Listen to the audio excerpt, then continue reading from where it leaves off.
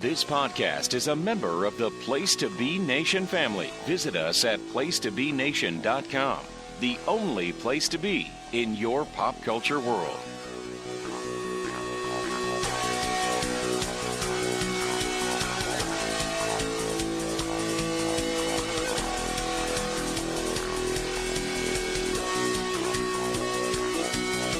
American males, American males, American males, American males, American males, American males, American males. When you say that I'm coming, better run for cover. Girls, you don't need a weekend lover. American males. Hello, ladies and gentlemen. Welcome to the Hard-Traveling Fanboys. I am Greg Phillips. With me, as always, on this journey through life that we've taken together and committed to in our Vancouver, British Columbian studios in Orlando, Florida. Yeah. Let's talk about that. We are not in the L-shaped Vancouver, British Columbian studios. We are in those L-shaped studios, folks. Nick's a little confused right now. What happened is we arranged for a company to take our Vancouver, British Columbian studios, as lush and wondrous as they are, and transport them to sunny Orlando, Florida, where we are currently stationed in our L-shaped studio, alongside a bevy of our friends, our companions, our compadres, our millions and millions of listeners and friends. Run that back. Our dozens and dozens of listeners and friends. And we are here in Orlando at WrestleMania weekend. We are actually recording this right after NXT TakeOver Orlando. I, again, am Greg Phillips. Nick, how are you doing today, sir? I'm doing fantastic. You speak about NXT Orlando. What people need to know is we tried to move the L-shaped studios to the campus of Full Sail University. Unfortunately, we weren't able to work that out, but we did get in the Popeyes close to Full Sail University. Absolutely. So that's where we're coming to you live from right now. Absolutely. And unfortunately, attempts to bring the studio into the Amway Center were met with some resistance by security. Yes. With us, first of all, we're going to introduce you to the guys that have been on before. We've got from the Sellers Points podcast, good, dear, close, personal, longtime friend, Russell Sellers. WrestleMania, how you doing, brother? I'm doing great, and thank you guys for not taking Jordan Duncan's advice and leaving me at Full Sail University to be chased by security. But the offer still stands, Jordan. If you would like to join me for a run on Monday morning before we all go back, we can, in fact, go stand outside and see if we can convince security to let us in. If Jordan won't take you on that offer, you could probably ask Jay Hinchy, and he'd probably be a good stand-in for Jordan, I think. You know what? Let's do that. Yeah. With us as well, Todd Weber, our West Coast contingent for the first time live and in person with the Hard-Traveling Fanboys. Todd, welcome to the studio. Thank you. Thank you, Greg. Thank you, Nick. It's an honor and a pleasure to be here and in your presence. And this is a night I won't soon forget. Some might say that our presence is glorious! The wrestling in-jokes. If you thought they've been bad before, prepare yourself, my friends. That just made the list. Yes. This whole show is about to make the list. You mean this whole show?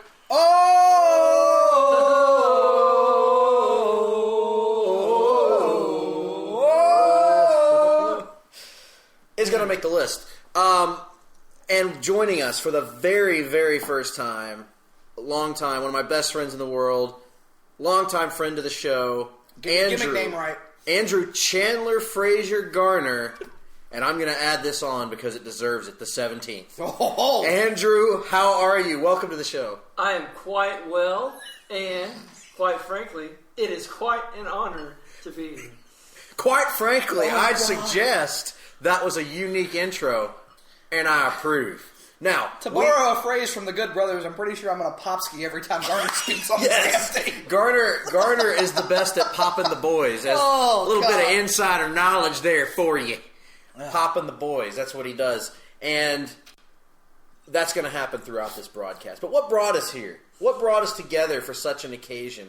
WrestleMania weekend, in the midst of all this craziness and fun that has nothing to do with comic books, we decided to come together for a very special occasion, and that is we are going Hard Travelers for Hire to look at Marvel's The Avengers. Yeah, when we first started this series a while back, I think some of you, we may have made the false promise of having Ben Morris on for this episode. But then we kind of thought about it and realized how the timeline was going to work out, and it presented us with really something of a unique opportunity to have a lot of our Place to Be Nation Pop compatriots here in the same room at the same time. And it's kind of cool in that, much like the Avengers film itself, we're bringing in past guests from solo installments along with a new member. So it's kind of like we really built our own little build-up to the end of Phase 1 of the Hard Travelers for Hire. And it's rare when you have the opportunity to get everybody together at one time, Yep. quite frankly. Yep. Now, And I just want to go ahead, speaking of having everybody together, I'm going to go ahead and apologize for if you hear, glass clinking or chips being eaten or Greg doing this. We don't know probably every fucking episode. So, if that happens, we apologize for our unprofessionalness. Unprofessionalism, even? Unprofessionalness. Go fuck yourself, buddy. This is a workplace hazard when you get gentlemen together who have had alcohol all day in front of a live mic late at night. Yeah, it is pretty late as we record this. Not me. I'm buzzed. I'm good. I'm straight. Ain't been drinking nothing all day, boy. I'm good. I'm just kidding. Greg is going to be the reason for the noise Notorious complaint. pothead Greg Phillips just weighed in there. Yep. All right. He's so sewn up he could shit his pants right now. Who's to say I ain't already done it? Now, on a serious note, Marvel's The Avengers. Okay, this was the culmination of Phase 1 of the Marvel Cinematic Universe, which we've been... Good God. It has been a long day, folks. Which we have been working on through our Hard Travelers for Hire series. We've seen Captain America, the First Avenger, which was the last one that we reviewed. Mm-hmm. We have seen The Incredible Hulk, which was the second movie in this installment. We've seen going out of Thor. order? I'm just mixing it up. I like to throw in a little spice and variety, you know. And of course, we saw the very first Marvel Cinematic Universe movie, Iron Man. Yeah. And also the second Iron Man 2. Iron Man 2, if you will. Yes. Now, gentlemen, obviously the Avengers was a huge, huge, huge deal. From the moment that we saw Nick Fury pop up in Iron Man, aforementioned, we knew that this was coming, or that this was the plan. Did you ever actually think that this would come to fruition after you saw Nick Fury pop up? Did you actually think in your mind, holy crap, I'm going to see the Avengers on screen one day?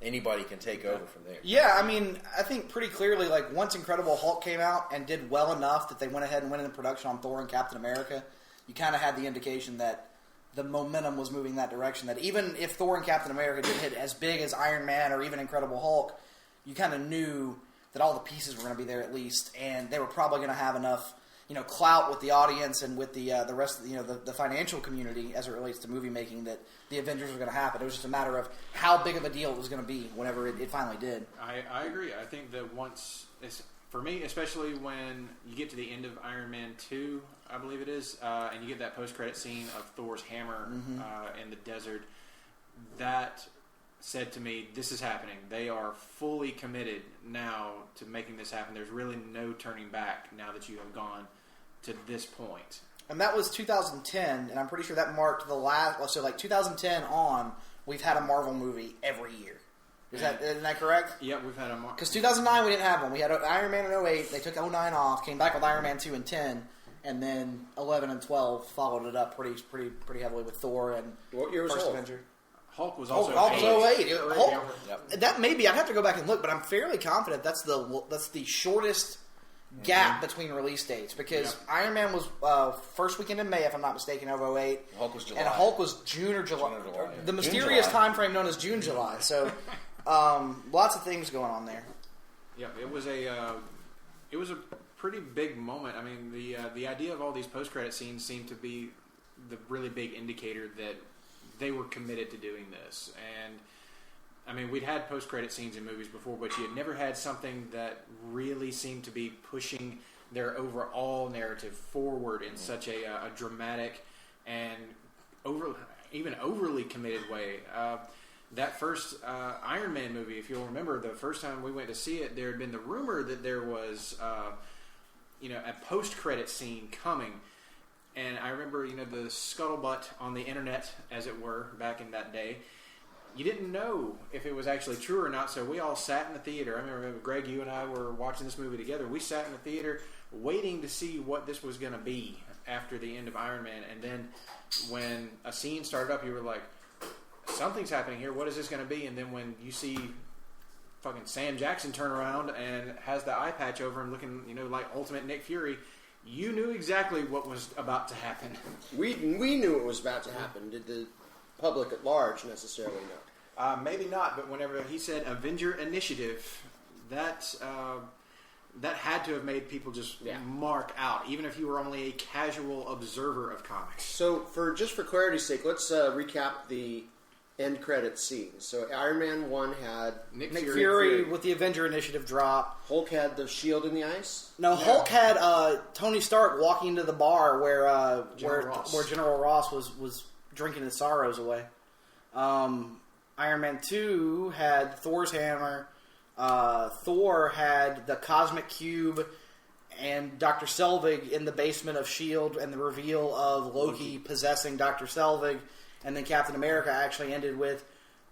so fucking cool, because the term trailer comes from the idea that previews for movies used to be attached to the end of the feature that you had just watched. Mm-hmm. And that's what they actually did with Captain America, and I thought that was one of the coolest things. That first trailer is still like mind-blowing. I remember watching it, and after I went to see Captain America, just having this big goofy grin on my face. So what did you guys think of the approach of introducing the movie through... the concept of the Avengers through the individual movies, having those post-credit scenes kind of build it up over the course of several years. Did you guys like that approach? Garner, what did you think? I absolutely loved it. It was kind of gave you a nice taste of what is going to unfold in the future.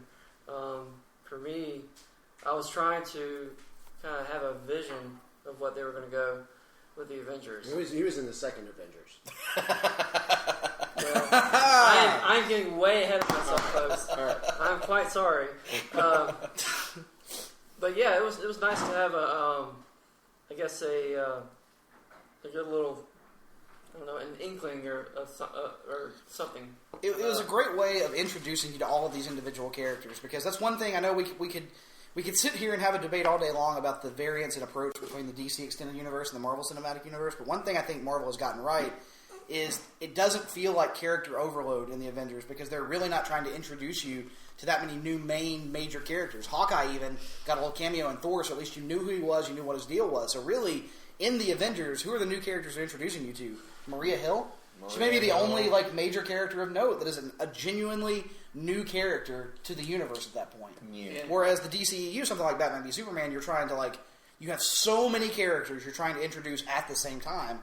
So those solo movies wound up being brilliant, and it's something like, I'm all for a variance and approach, but that's one aspect I wish they would have ripped off more directly, is let each character kind of have their own world to be introduced and grow and expand in before you roll them into a wider picture. You bring up introducing people to these characters, and I think that's another great question for Garner in particular, because I know we all, lifelong, for the most part, comic book people, what was your... But the Avengers were not, to my recollection, the Avengers were not A-list material for pop culture before these movies came out. What was your knowledge of the Avengers before, say, this movie came out, before these Marvel Cinematic movies started coming out? Like, after you watched the first Iron Man, did you know much about what the Avengers were and who they were?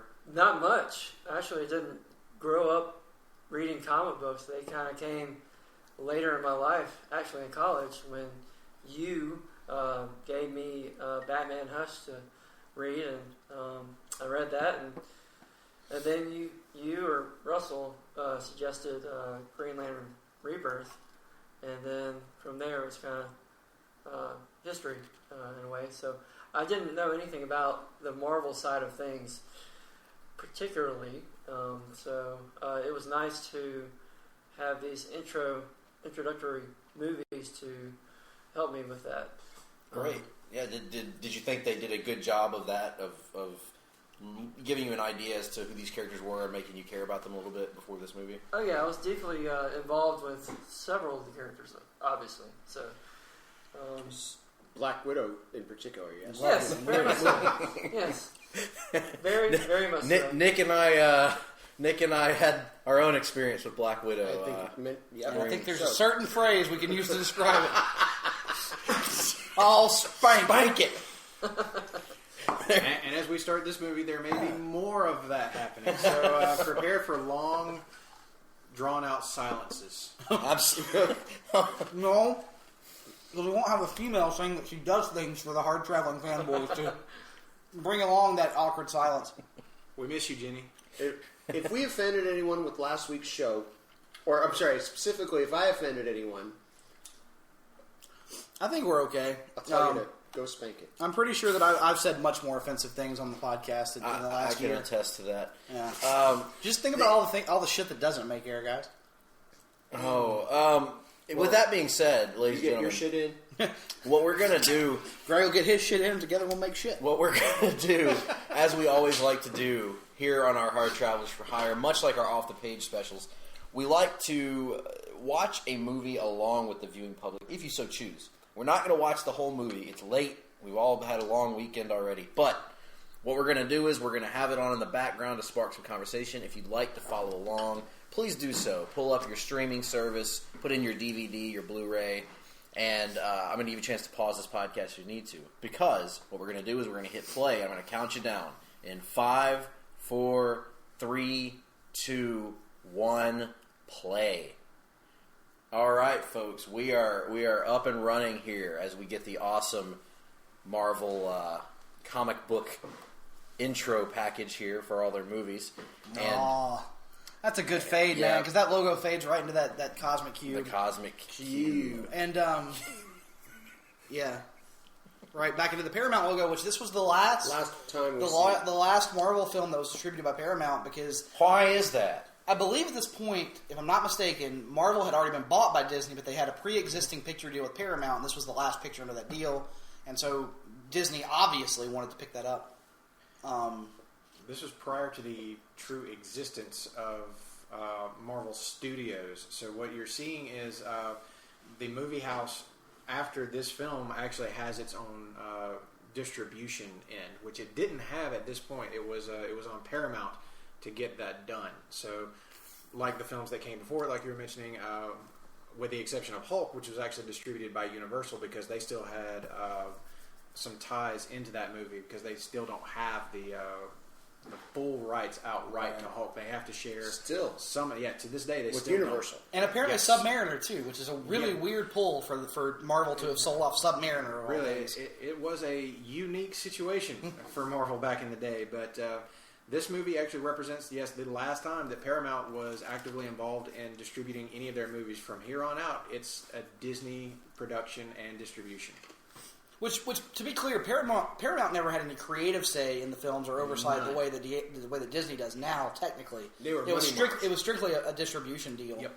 And that'll be interesting to see if the films, how our opinions of the films change over time as we move forward with this project, but. One thing I think would be kind of cool to talk about, Greg. What are our memories of going to see this for the first time? Good Lord, man! I saw it so many times. Actually, let's run it back a little bit.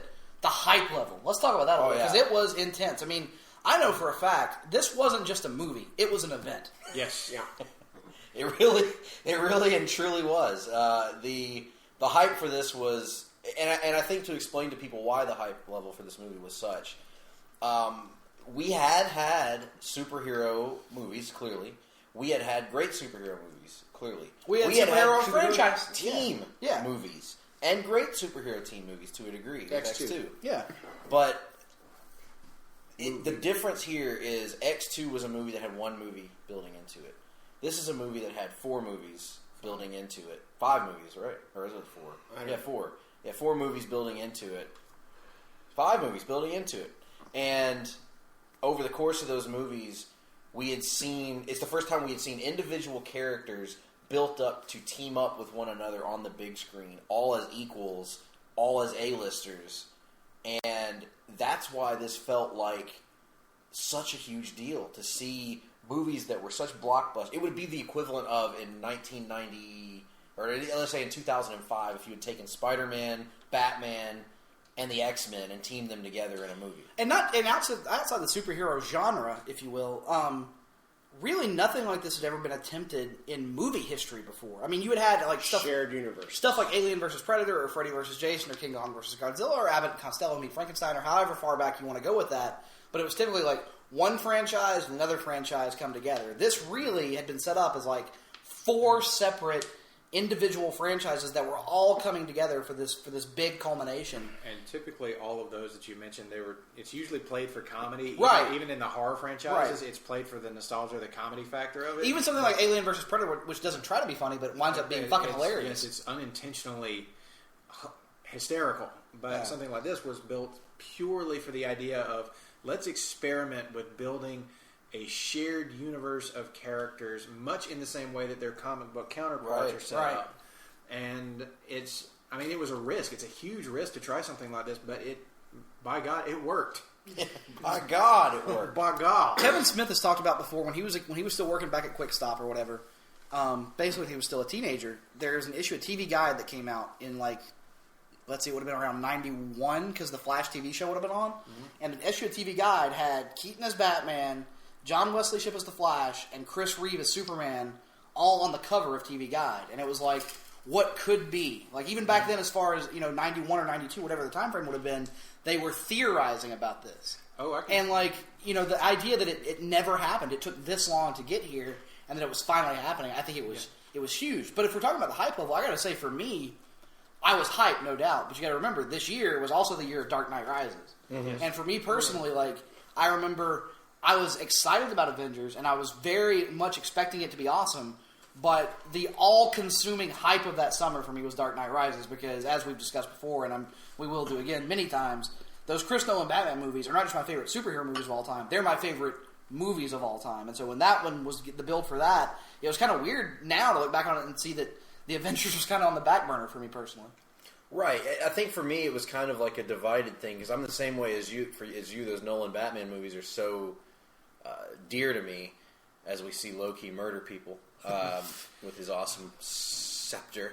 Did he come out of Dr. Selvig, or where was Loki? Loki went back to Thanos at the beginning of the movie and gets the scepter. Oh, okay, on the little Stairway to Heaven thing. Yeah, so he was. I guess what he had done is, I'm assuming off screen, he possessed Selvig long enough to get Selvig in a position where Selvig's going to work with the cube and kind of experiment with it, so that Loki knows where it's going to be and all that shit. And then he leaves Selvig, goes back to Thanos, that kind of deal. Selvig doesn't know that he was fucked with. I don't think so. They've never directly addressed that, I don't think. At this point, no, he doesn't. But yeah, Hawkeye. Yeah, this is a moment of some controversy for a lot of Marvel fans. They haven't established Hawkeye very much at this point, and all of a sudden he had one appearance up to now, and that totaled 2 minutes maybe of screen time. And my podcasting colleague Kelly Poole is the biggest Hawkeye fan in the world, so this particular part of the Avengers does not play so well for him. But they did make up for it in the sequel, though. Hawkeye got some good pop in that one. Yeah. Todd, the hype level for you, what was it like? Can I ask you one question first? Sure. Did Dark Knight Rises meet your expectations? Greg and I are going to differ from a lot of people on this. That was a terrible Bane impression. And we will... what did you feel about it? I was going to say... Is that Mason Verger? If you want to go...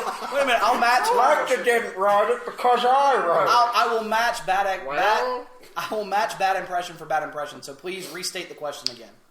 I just wanted to get my Bane impression. Did the Dark Knight Rises meet your expectations? How did you feel about the Dark Knight No, let's go with Russell's version of the question, because it doesn't... Fuck you. Go ahead, Russell. Again, on your reckoning, Mr. Weber. Did the Dark Knight Rises meet your expectations? Of course! Yeah, me too. Greg and I are going to be different than a lot of folks on the internet. And you can tweet at us. Do whatever you want. I don't really give a shit. You can tweet us at JR's BBQ. At JR's BBQ about the Dark Knight Rises. Is it the Dark Knight? No. And I think that is the problem that a lot of people have with it. Is I'm trying to think how I want to put this. So you walk into seeing The Dark Knight after seeing Batman Begins, and a lot of people, even the people who enjoyed Batman Begins, will say Batman Begins was a great movie, but it had its flaws and it had some problems with it. And The Dark Knight is a different kind of movie that also happens to improve upon all the things that Batman Begins suffered from, while bringing in all these new elements to make it this almost like masterpiece. When you make a masterpiece, people just want you to do that again. Like, people want Michael Jackson to sing Thriller for the rest of his goddamn life. Like, and with Dark Knight Rises, Nolan went for a different subgenre within the genre. Like, it really is, whereas Dark Knight is like a crime movie that masquerades as a superhero movie, Dark Knight Rises... Within the what? Within the genre, right? Genre. Yes. We're getting way off topic, by the way. But Dark Knight Rises, is a whole other epic in I agree. itself. We'll talk about that at a later date. We'll get to it another I time. do want to say something Thanks, about Weber. Sorry. This will be something a little controversial for some folks, but my thoughts on this opening action scene in the Avengers did not actually meet my expectations of an opening. I really didn't care for it the first time I saw the film. And granted, the overall product that comes after this scene is incredible, but this opening scene just it felt a little too car chase scene from the end of Metal Gear Solid to me. I didn't think they developed the just Tesseract stuff enough. They really the first didn't. time I saw it, I was like, well, what's going on? What is this cosmic cube? Obviously, that we know it is. And Well, it featured heavily in Captain America. It did, and in a way, yes. I read Skull. That's right. But the thing is, the first time you see it's in Thor, and then you see that the end of it in the post-credit scene. Mm-hmm. Like you see the cosmic cube there when Nick They're doing the pan up. through through Yeah. Odin's vault and Thor, and then it's there. It's at the end when he opens up the case, and it's like, okay, what's that? How did you get it? And why is it important? Well, Loki seems to want it. And then we've learned more about it in Captain America: The First Avenger. But Wait. Thor came before Captain America: The First Right, Avenger. but in Thor, the only time we see it is in the vault. And then until the post-credit scene. Post-credit scene for Thor. Yeah, you're right. No. Yeah. It's in the case. That's what Dr. Selvig says. Well, that's worth a look. Yep. And then they show you the backstory of they fished it out of the ice in Captain America. You're right. Yep. Yeah. The chronology and gets then- a little weird in those movies. And then Thor says, "Ice to see you." Ice to see you. That's in the version I bought. Anyway. No, but to talk about Russell's point with the opening, I like the opening. I mean, it is not reinventing the wheel, if you will. But I think part of the charm of this movie is that it makes you wait for that moment of the Avengers uniting. Yeah. So I was not expecting this to be like Age of Ultron wound up being, where within the first 30 seconds, boom, here are the Avengers. And I kind of like the fact that you have to wait for it. Well, no, I wasn't expecting that. I do think that the right way to go is to establish who your villain is going to be in this movie, and having it be an opening with Loki. That's absolutely the correct move. It's just I don't know. I felt like the big pop and bang of it was not really there for me. There are parts of it that I like, and then there are parts that just kind of feel a little too much action in darkness. Which is a common complaint we have today. Straight up delayed gratification, Yeah, it was. Made you wait for that moment where they got together. Well, we've just gotten through an opening action scene here. We haven't even mentioned the fact that one of the other aspects of the build-up to this movie is writer-director Joss Whedon attached to it, known for Buffy the Vampire Slayer, Angel, Firefly, Serenity, other things, Astonishing X-Men. All stuff with ensemble casts. This was, I thought at the time, an interesting. Oh my Lord Almighty! Yeah, Jesus, one of my favorite scenes in all of cinema. Spanking. To tell, well, folks, you probably figured out what just happened. Scarlett Johansson is now on screen and in Apparently one in of some the sort of most- lingerie and tie. Good God! Can we just take a moment and appreciate what we're watching Absolutely. right now? It'll only take about 3 moments for me. Oh, All right, that was exactly 3 moments. and surprise run-in from Bobby Boucher. I really appreciate what you're doing me right now. so anyways, So Joss Whedon, I thought, was an interesting choice for this because while I don't have quite the history with Joss that a lot of people do, I watched Angel actually and didn't watch Buffy, which is weird. And Charisma Carpenter, huh? I loved Serenity and never watched Firefly. So it was just interesting that he had not. While Serenity was a really good movie, it wasn't exactly like a smash hit or anything. So giving the reins to Joss Whedon seems on the surface like an interesting move for a studio that's banking on this ended up being $1 billion movie. What were your thoughts about Joss Whedon being attached to this movie? Garner, let's start with you on this one. Well, I wasn't really familiar with Joss's works. I didn't really watch Buffy or what was the other one you said? Angel. Yeah. Thank you. Angel. What are the others? Dollhouse. Dollhouse was the most recent thing. Serenity. Firefly. Firefly. Yeah, I watched Firefly with Sam, one of our best friends, and I really enjoyed that series. And so coming in, I was kind of fresh and new, and so I was anxious to see, what his take was on these characters, and it turned out really well. Yeah, Todd, what did you think about Joss Whedon going from kind of smaller scale TV type stuff to doing a gigantically budgeted movie? Yeah, like I thought it was an interesting choice. I mean, they hired him because he had experience actually doing ensemble films and action films and genre films, so he could get things done. I mean, a lot of times you pick a guy. You just can't help it. Sorry, folks. Anyone who's responsible for the development of high definition video. Thank you. Thank you. God bless you, sir. So, Joss Whedon, strong characters, strong dialogue. He wrote some of the funniest stuff that made it through to the first X-Men film. He had experience in all these things. So, yeah, it was a good choice. And also, he's a guy that thinks big. So, having Marvel bring him in ended up with Joss developing the TV side of things, too, down the road. Right. I also want to appreciate one other thing about this scene that's actually story related.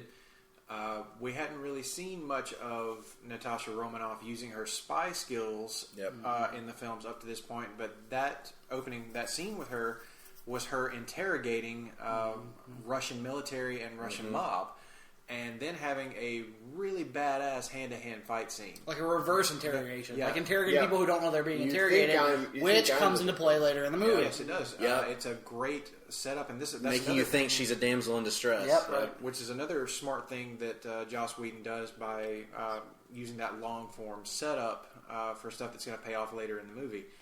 Another scene that we're getting here is the first time we see Mark Ruffalo playing Bruce Banner, considering it was Ed Norton who played him in The Incredible Hulk. Norton! And Eric Bana before him. And Eric Bana before him in a completely unrelated, that shall not be named film.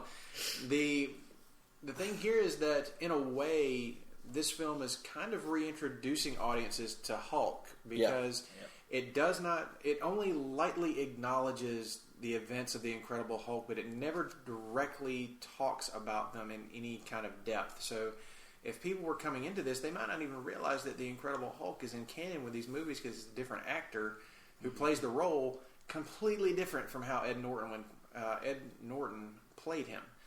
So that's another testament to Joss Whedon's ability to juggle multiple characters and then turn Hulk into kind of the breakout star of this film. Mm-hmm. Mm-hmm. Right, and we had seen, obviously this is much later in the film when this happens, but it's on my mind right now, so I'm going to mention it. We had seen the two Hulk movies that were of varying quality.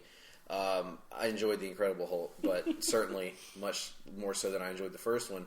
But one thing that was consistent across both Hulk movies is the CGI was passable at times, but not really what they were going for, I think. And this movie was the first time I feel like we really got to see the Hulk out. The Hulk at his best. Well, the Hulk as we imagined him being. They had Mark Ruffalo actually doing the mocap performance for the Hulk, so it felt like a more personable thing to him. It felt like more of his own personality came through in both the Bruce Banner and the Incredible Hulk performance. And of course, this is a couple of years later, and it's kind of amazing the amount of the technology improvement quality that happened in computer-generated effects, and it's a testament that it still really holds up too. You can watch this movie and it's like, this looks great even in the daylight. Yep. They got a shit ton more money for this. I was about to say, just speculating off the top of my head, I would imagine that having Iron Man and Incredible Hulk do so well at the box office, I would imagine the budget for this was probably a lot higher than it was for Incredible Hulk. Oh, certainly. Which would have certainly helped. And in addition to the developments in technology, and I know Paramount distributed this, but I would imagine that they were probably able to lean pretty heavily on those Disney wizards in the production of this as well to help polish some of this stuff. One of the early characters we've seen in this movie that we haven't talked about as well is Phil Coulson, who wasn't an asshole back then. So I also miss those days of Phil Coulson being likable and funny and somebody that actually was believable to bring the Avengers together. In things that were good. So we've talked about Joss. We've talked about Ruffalo and Scarlett. Is she wearing the? You notice her necklace? No, actually, she wears a pendant that is an arrow throughout this film. Hinting that she and Hawkeye have a past and a connection. Mm-hmm. Well, they kind of show that in her initial scene because she's talking to Coulson on the phone or whatever about Barton, and they show a little clip of them fighting in some little area. And so they hint around at some sort of shared potential romantic entanglement, I guess. How many years are there storyline-wise between this and Age of Ultron? When it's revealed that Hawkeye has a wife and, not just a baby, he has older kids. I think the implication they try to make in Age of Ultron is that their relationship is kind of like brother-sister. Brother-sister, yeah. Where they've been kind of looking out for each other for... It's extremely close, years. For sure. But I got to be honest, if I were Barton, that would be a difficult proposition. No kidding. Well, I mean, Linda Cardellini is Linda most Cardellini. True. So Nick Fury's talking to this council, right? Those who sit above in shadow, I believe. They are telling us that that the criminals, General Zod, they're guilty. Krypton, including they're being banished from Krypton, including Powers Booth. This is actually all tied into Sin City somehow. And when it comes down to it, is Powers Booth in that? Yes, that's Powers Booth playing the guy who's talking. Yeah, right, but he's in as we say as we point on a podcast. He's in Agents of S.H.I.E.L.D. as a different character, which is... I mean, I believe you, but that is very much Powers Booth. Definitely Powers Booth. Yep. It's interesting because Joss Whedon is such... I mean, he's a comics fanboy all the way, but he is so much more a DC fan than he is a Marvel fan, so that whole bit that you're pointing out, looking like the Council of Krypton, that's probably not very by intentional. accident. That is very intentional. All right. And here we see the guy that we talked about on our last Hard Travelers for Hire, Chris Evans, who really broke out as Captain America in that movie. He is embodying Steve Rogers so well right now. This is just right off the comics page. And this is a really smart thing they do by showing you flashbacks to the end of Captain America and then showing us the scene of them finding him or thawing him out from the ice, which we didn't actually see in the first Avengers. This scene that we're seeing right now in the boxing gym is actually... We got a little snippet of this that introduced the first teaser trailer at the end of Captain America. Yep. And that, he kind of does this whole bit with punching through the heavy bags, and then, boom, we're right into the trailer. In the old school boxing gym, too. Yeah. Mm-hmm. You're going to eat lightning, and you're going to crap thunder. You're going to crap thunder, catch the chicken. Mickey loves you. If you can catch the chicken, you can catch grease lightning. Ain't going to be no rematch. Until there was. Once in a lifetime. Yeah. Until the next year. Apollo regretted that, though. Yeah. As did he regret fighting the Russian. But, we've seen how they're kind of building these characters to try to eventually bring them together. One of the things that this movie did so well is pull off something that would have been easy to screw up, which is having people actually buy the reason for the team coming together. After we've established these strong personalities in their individual movies. Tony Stark, not exactly a team player. Captain America, a team player, sure. The Incredible Hulk, not a team player. So, Thor, who knows? So, we've seen all these strong personalities. They had to come up with a unifying link to bring them together. We have Nick Fury, sure. We have Phil Coulson. Did you guys buy the way that the movie brought the team together over the course of the film, finally unifying them over the death of Phil Coulson. Oh, absolutely. There was every reason in the world for each individual character to get involved personally in the story. From Captain America's link to the Tesseract, which goes back to the first Avenger, it was his defining mission in his movie. Loki's involvement, of course, is going to bring Thor out. And then, Natasha and, Barton being mind controlled, that's going to bring her, very close to it. But she already worked for S.H.I.E.L.D. anyway, so it's likely she would have been called in no matter what. Bringing in Hulk and, to, I would say, a lesser extent, Iron Man, because, he's an independent contractor, and he, if you will. Quite frankly, I agree, Russell. And yet he has no control over what he does, says, wears, eats, or anything like that. And yet he's an independent contractor. You might say that Iron Man takes audiences on the ultimate thrill ride. Drink. As a side note, if you are watching the replay of WrestleMania from this weekend and you decide to play drinking games, we recommend they not involve the phrase "the ultimate thrill ride" because we'd like you all to continue listening to this in the weeks to come. For those of you who aren't in the room, Greg Phillips just did some sort of bizarre dance as he fished a cream soda out of the fridge. That was fun. My I like this effect That's we're seeing right fucking- now, yeah. the stripping down of the Iron Man suit. The application and de-application of the armor has gotten cooler and cooler in each progressive Iron Man movie. Whether it's like the suitcase in Iron Man 2, this here, Iron Man 3, what does he have? That he jumps into one as like it's flying by. Just it gets cooler and cooler. To get into some future speak, I liked what we saw out of the Spider-Man Homecoming trailer whenever the armor just appears to open up and allow him to just step out of it. Right. That was... that's the ultimate progression of the armor, I think, other than him using it as, a drone. I believe we see that in Iron Man 2 or Iron Man 3 as well, because he's at the beach bar or whatever, and he steps out of it and then steps back into it when he has his bullshit panic attack that we'll discuss in the next installment of Hard-Traveling Fanboys. And the underwater scene that we saw, to me, was reminiscent of the Ultimates, actually. Wasn't there a scene, Nick, prominently in one of the Ultimates, where Iron Man has to do some sort of underwater repairs? I believe. And so, anyway, it reminded me of that scene. I don't know. And, you're Mr. Ultimates. Come on, you're supposed to remember every scene. This scene is Mr. making me Ultimates. sad.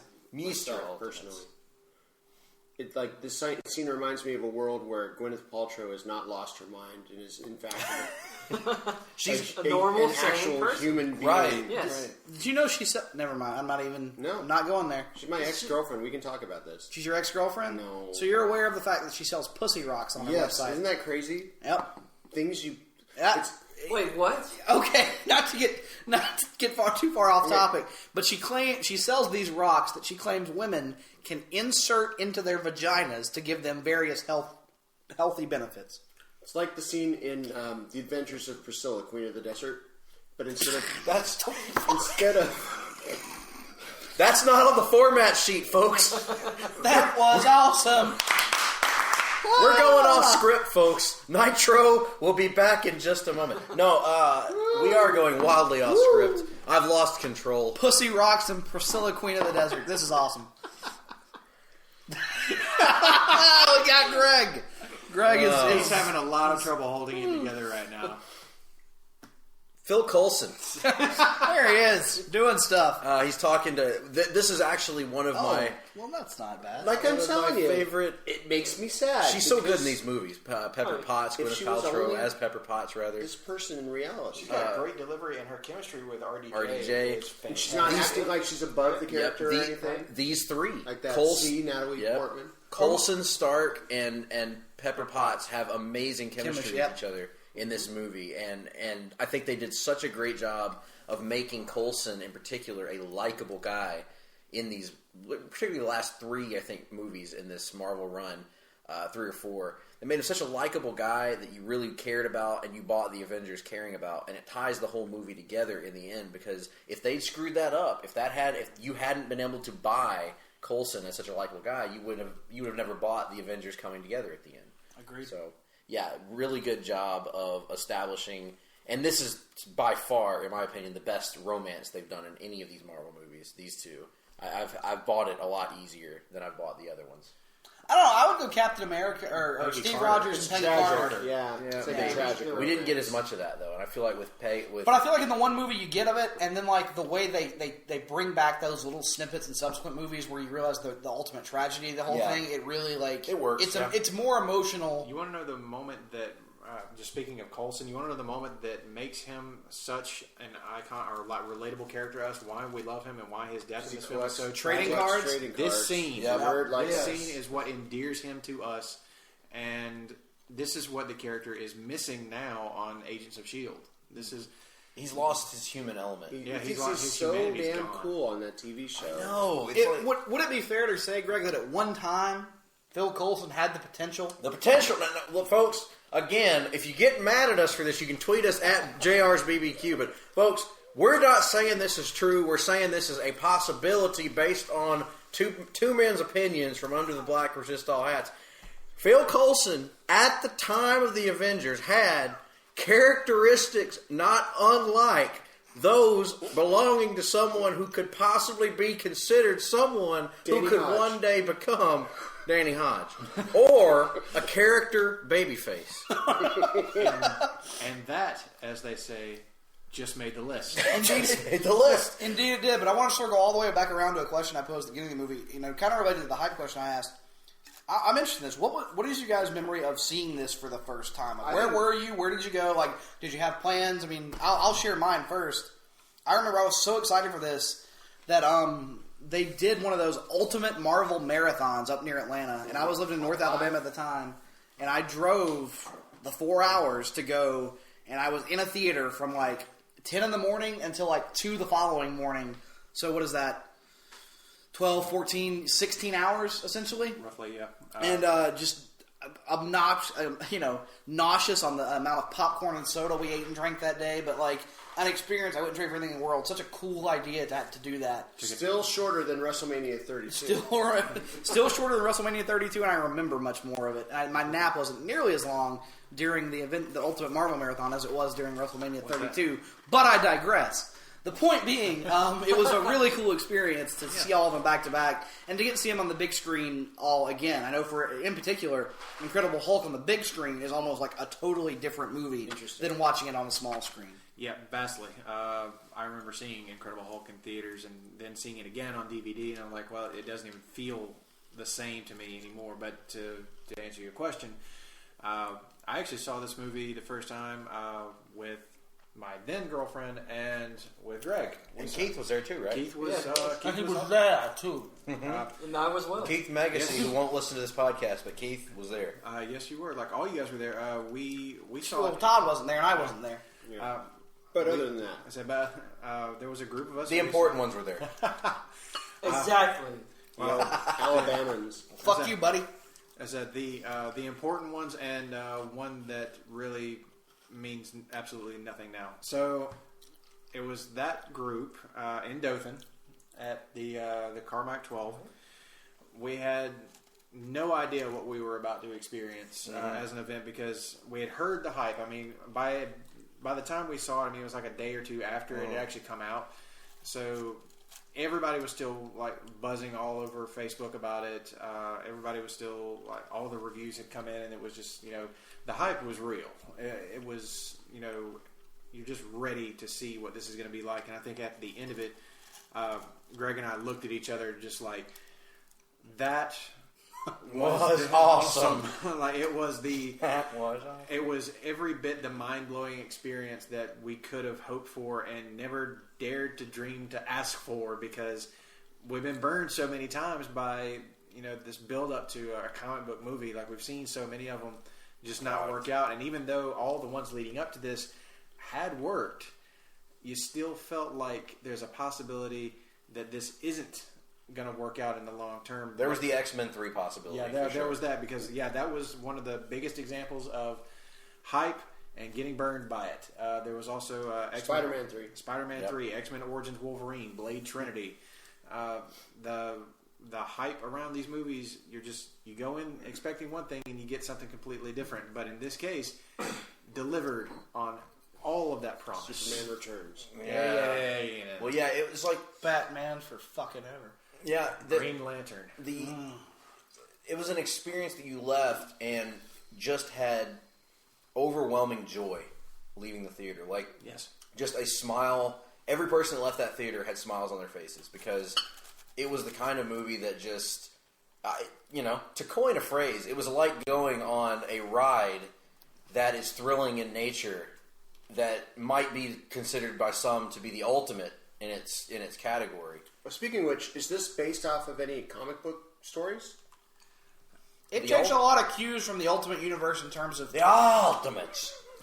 in terms of like the general tone of it And the Chitauri, but in terms of like a direct adaptation, No, it's not. Not that I'm aware of, because but you, Todd, would be a better person to answer that in Yeah. terms of story influence, because really the It's Ultimate mostly Universe, original. I mean, it does take that Chitauri storyline, but you don't have the and a little. but bit it's of the literally Hulk. just the Chitauri. But it doesn't even like the Chitauri were essentially Skrull Skrulls. stand-ins in the Ultimate Universe who were Yeah. shapeshifters and all that whole deal. And there's none of that here. They're just No, generic they're just- aliens. yeah. Can I point out a bit of dialogue that just happened in the movie? This is the first appearance of the helicarrier. We're all marking out right And, now. in the theater. Yes. And Amazing. as they're standing at the edge of it, and it's Captain America and Bruce Banner standing at the edge of this thing, and they're being told to get inside because it's going to get hard to breathe really soon. And they're, kind of like, oh, is this going to go underwater? And of course, the remark that Bruce Banner makes is, oh, me in a enclosed space underwater? That sounds like a really great idea. And then as it starts to raise up out of the water, he's just like, oh no, this is much worse. As we would see later in the movie. Yes. That's one of those things that worse. pays off as it Yeah, goes on. Garner, what about you? What do you remember about the first time seeing this movie? I remember being in the theater, obviously, and really enjoying the as it unfolded. And then when I left the theater, I was like, my eyes were open really wide, and I was smiling really big, and I felt very satisfied of what I saw.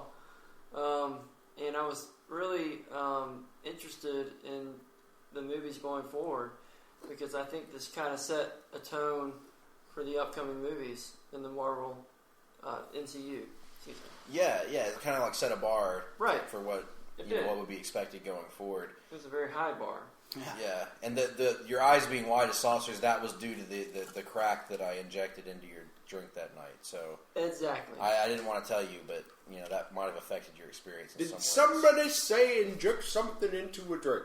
We're bipping and the bopping and the hipping and the hopping and the flipping and the flamming. And the stuff and the roofies and the stuff. Oh, pudding pop. That sound you hear is Ladies and going gentlemen. very quickly off the rails. Ladies and gentlemen, here at the Avengers headquarters, we're talking about movies and nothing to do with accusations that may or may not be true, quite frankly. But are probably true. Statements made by this panel are not the property nor the opinions of the editorial board of PlaceToBeNation.com, nor our subsidiaries. The only place to be in your pop culture world. I'm going to make a deep reference on that one and say that those was Steph Curry numbers. Very good. He's like the Top Gun. The Greg, we have put in a lot of hours over the last. We've got 50 podcasts at this point. We're probably a good, 125 hours in. We are like the Top Gun of podcasts at this point. okay, that is, I suppose, correct. The you might say that we're the longest running Weekly episodic comic book podcast in all of Place to Be Nation. Look at that. A little bit of The Mark said it with us. unity, glorious unity. But Glorious. a little bit of look at those slacks on. He just embodies the character. So Captain America It's would perfect. wear those slacks. It's just perfect. He is fanboying on him right now. Oh yeah, Phil Coulson as a fanboy was just great. in Jasper this movie. Sitwell. Jasper Sitwell. And look, he's sitting well. What? Was this his first appearance? I know. He No, he was in Thor. Yeah, that's He's right. in Thor, and Thor he's the- in some of the... Shorts. Yep. And he And was she in bought Agents these of DVDs. S.H.I.E.L.D., right? Was he not? Later. Well, Agents of S.H.I.E.L.D. was after this. Yeah. So. But if you bought the DVD copies or Blu-ray copies, there were Marvel short mini-movies that tied in. Because Agents of S.H.I.E.L.D. didn't come out until or didn't start until the fall before Winter Soldier. Yeah, he became Jasper Shitwell on Agents of S.H.I.E.L.D. Turned his back on everybody, right? No, he was a Hydra. He was he a turned to Hydra Winter agent in Winter Soldier, I believe. Hydran. Shartwell. Shart well, there we go. Shart very well by reputation. New And I Freak Fever. shart you not. Luke got... Never mind. This was a really cool scene too, with the Loki kind of revealing his plan a little bit, but then you see the first time that Cap is going to suit up in his new Captain America suit.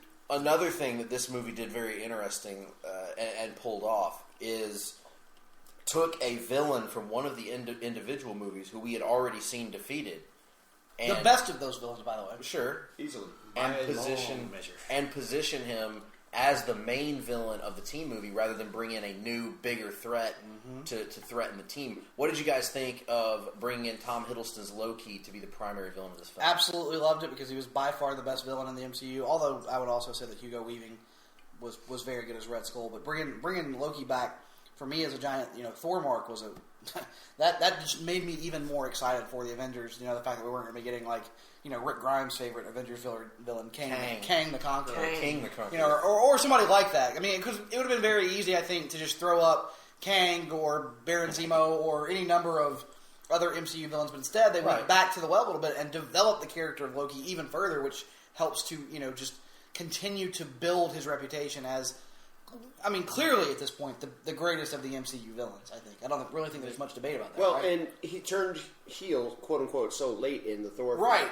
So You really only had the one big knockdown drag out, even though they had been hinting around in Thor that he had nefarious plans or whatnot. And here you get to see him full on, comics accurate Loki, for the first time. The other thing is, Avengers #1, the villain is Loki. Right. Oh, So very cool. you have that actually from the origin story of the I was going to Avengers ask, as somebody that's a long-time Avengers comics reader, were you cool with Loki being the villain? Oh, absolutely.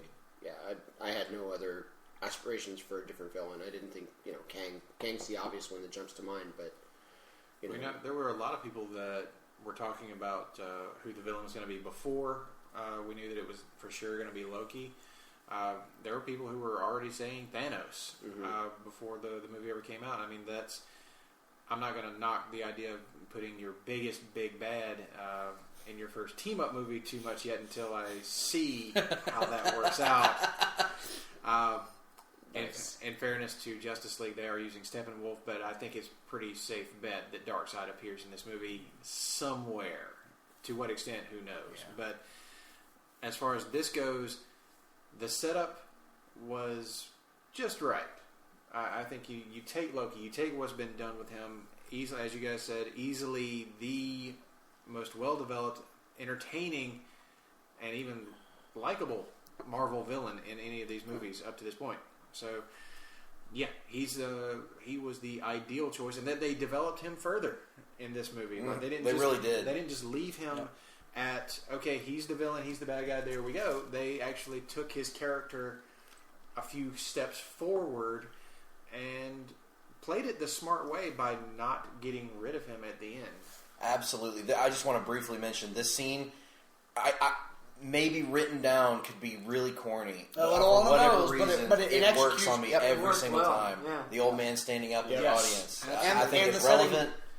It works. And the setting is Germany that we should mention. That's why it works so well. It's a great parallel to draw, if an obvious one, but in execution, there it's are always fantastic. men like you. Yeah, Cap even references that very directly by saying that he had been in Germany at one time, looking at a man standing above everybody, saying that they were going to be better than everyone else, and that's it all just sounded very familiar to him in not a good way. They did and what a great character interaction here between these two, between Cap and Loki. Yeah, you don't see that often.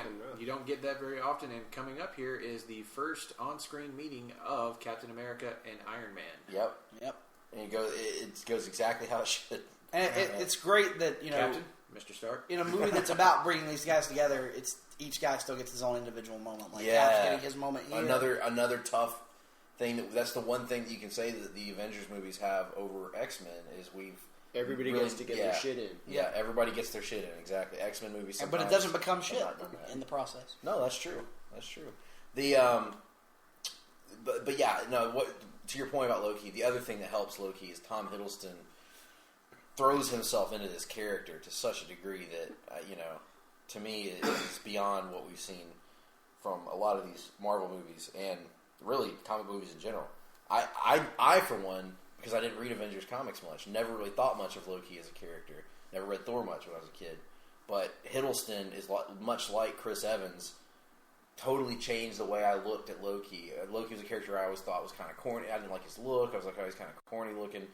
It totally changed my mind about the character based on this performance. And forever informs the way you read the character. Exactly. Yeah. I can't read Loki without hearing his voice, so or seeing him even on the page. So yeah, just a great performance. I'm the same way with just about every character in this movie. That's an awesome segue. Yeah, I felt that way about Cap, about Iron Man. I hear RDJ's voice whenever I read an Iron Man comic. I hear Chris Evans or Chris Hemsworth. It's tough for me with the RDJ thing because I want to read all of the Iron Man comics that came out after Iron Man in his voice, but so many of them really didn't catch on to the idea of writing Iron Man like the movie version. Like Bendis, in recent memory, is really good at it. But Bendis has always been good at quippy, snappy dialogue, so it's a natural read. But some of those other ones that are kind of more of a slower burn and really focus on the more intellectual Tony Stark that I've read bits and snippets of don't lend themselves. Like it doesn't. I don't know. It doesn't flow like an Iron Man interior voice is supposed to flow. But what's cool is that you've seen in recent years writers now write the character like RDJ instead of like the traditional. That's what I guess that's what I'm driving at. I'll go ahead and say it, the boring traditional Tony Stark. Yeah, and even the good Iron Man stories that came before the RDJ performance, like Extremis, they're still written in that format. Like it's a dark, dry story, but Tony Stark's personality is kind of absent, as it tends to be.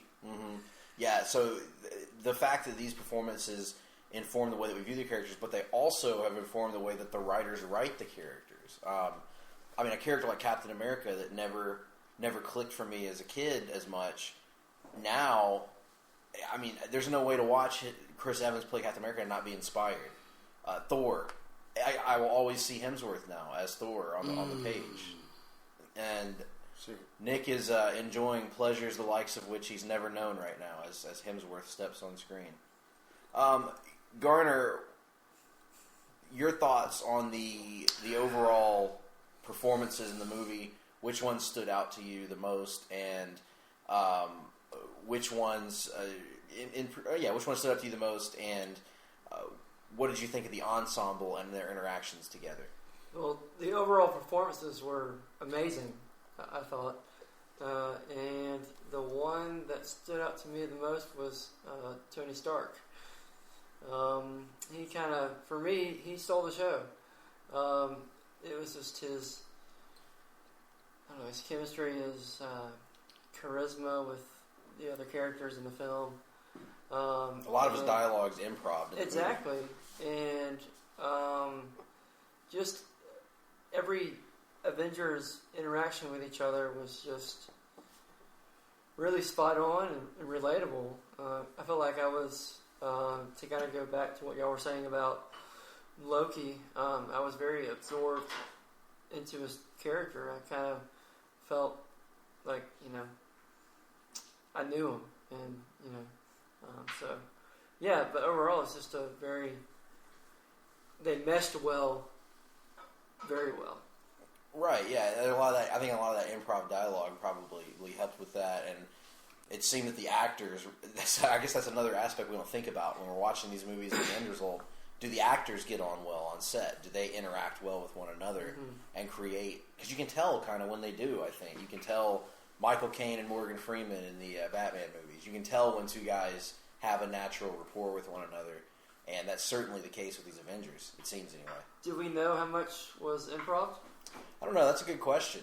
There were a lot of random little improv things just thrown in, but I think like most of these movies, there were multiple takes of different improv dialogue, and they would just go with whichever one was the best. But the overall writing, I think this kind of speaks to Joss Whedon's writing style, is he's always written very quippy.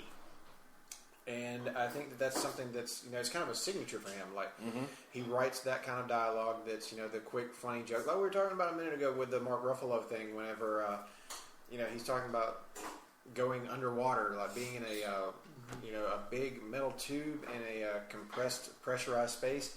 Just seems like a potential for disaster. And then, perfect segue into the... helicarrier lifting up, and he's like, well, no, this is much worse. That's Joss Whedon's writing, and I think for, certain actors, he probably let them improv, but then others, as happens in wrestling, some guys you give the leeway to, and some guys you don't. Some guys you script.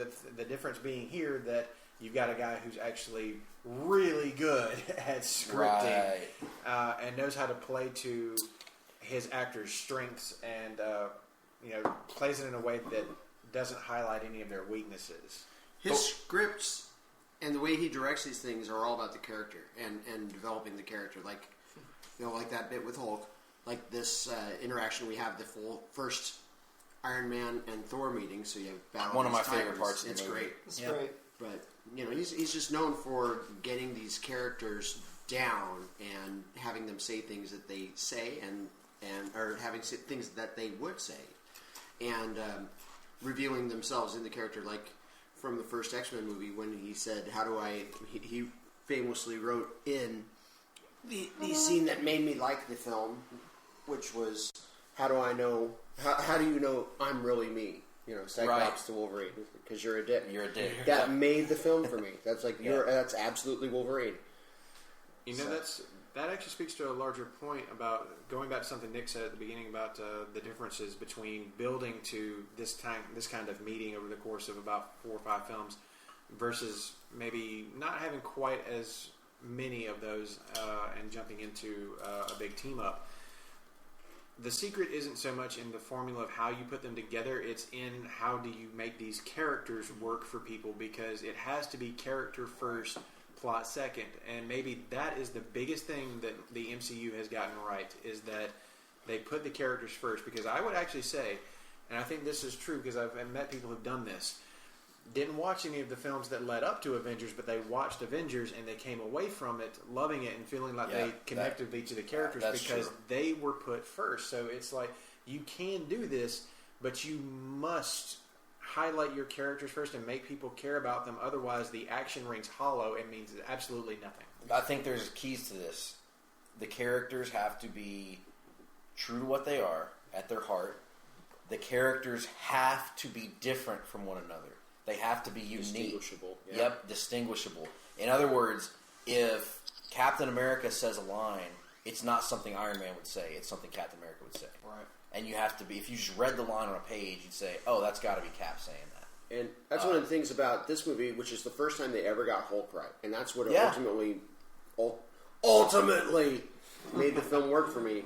I mean, it's a great film, obviously, but what made me so happy was that we had real Hulk. We had Bruce Banner, we had the Hulk, and I bought it 100%. I liked it. And it was the opposite of what I'll call Silver Age Justice League syndrome, where you've talked about this, Nick, where you go back and read the Silver Age Justice League and every character sounds exactly the same. They're interchangeable. And this is the opposite of that, where Tony Stark... Well, Wonder Woman cleans the Hall of Justice. So other than that, I mean, they're pretty much interchangeable.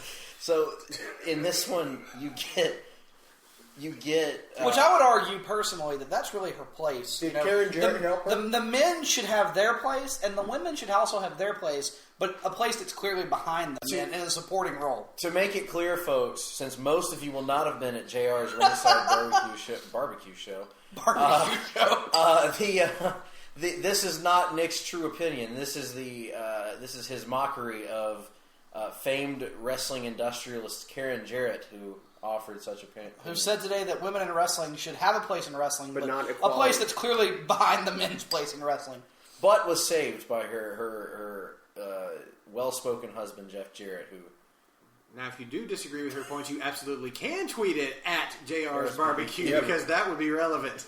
Barbecue. How did she become relevant? Was she married to somebody? She was married to Kurt Angle. Kurt Angle. And then she left him for Jeff Jarrett. Yeah, but JR and his wife were extremely close to all the signings they made while JR was the head of talent relations. Kurt would have been one of those guys that I believe their marriage predated Kurt's WWF signing, and we have gone wildly off topic. I'm sorry. But speaking of Kurt Angle, Tom Hiddleston's just great as Loki. It's true. It's damn true. He really brings an intensity, an integrity, and intelligence to the role. To the role, yes. And now he's an inductee into this cell. There must be hell in that cell. Is it in this movie where we get the Scarlet Witch and Loki scene? Yes. No, that's my favorite scene. Oh, Scarlet. You mean Black Widow? Black Widow. Sorry, the Scarlett Johansson. Scarlett Johansson. I always do that because of Scarlett Johansson. We actually had a great Good moment. Lord. Yep, there's them Chris Hemsworth arms. I mean, that's not what we're talking about. I'm not saying I'm gay, but No, me neither. I'd handsome guy. like to be him for a day. You know how whenever And I you would talk, stay in the bathroom. you know how whenever you talk to white folks about boxing, they always bring up Rocky Marciano. That's their one. That's their one. Chris Hemsworth is my one. Well, we've got there's There's my other I know, one. it's like the switches are going back. I know. What are we talking about? Oh, Loki had a moment with Nick Fury when he's pulling his 2008 Dark Knight Joker thing of "I wanted to be caught, put me in your headquarters." But he's in this cage that was designed for Hulk, and Nick Fury is making it clear to him that if he even so much as scratches the glass, he'll be dropped from about 40, 50,000 feet in the air. And he's like, wonder if you can survive that. He's like, Okay, geeky hypothetical question. Given the information we have about the Asgardians in the MCU, would he survive it? I say yes. I say yes as well. Yeah. I think that it might hurt, but yeah, he survives. Piss him off. Yeah, he'll be mad, but he'll He's not going to no-sell that fall. But my favorite scene, I think, and it's hard to say because there's pretty much everything Iron Man does in this movie to me is incredible. Like Garner was saying, stands out from the pack. But I think my favorite individual scene is the Black Widow interrogation of Loki. Talk about getting to the heart of a character that gets to the Black Widow better than, in my opinion, any scene they've done with her in the movies. It's just perfect.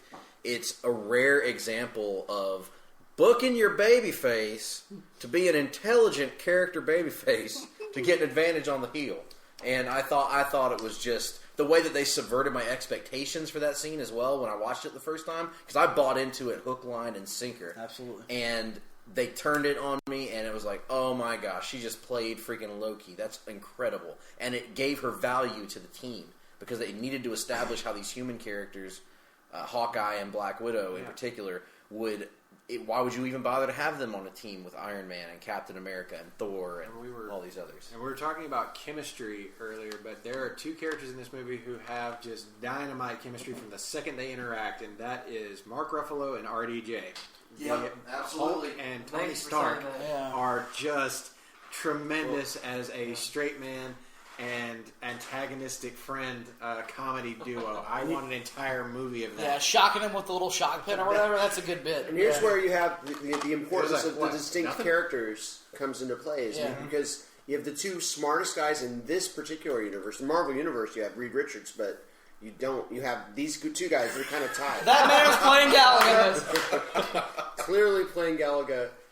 This almost has a Star Trek feel anytime they're on the helicarrier for me. Right, yeah. The new recruits. I think that's intentional. But Joss clearly had... Kind of makes you wonder what Joss Whedon would do with Star Trek, doesn't it? Well, it's clear that Star Trek was an influence on Serenity and Firefly. There's no way to get around that.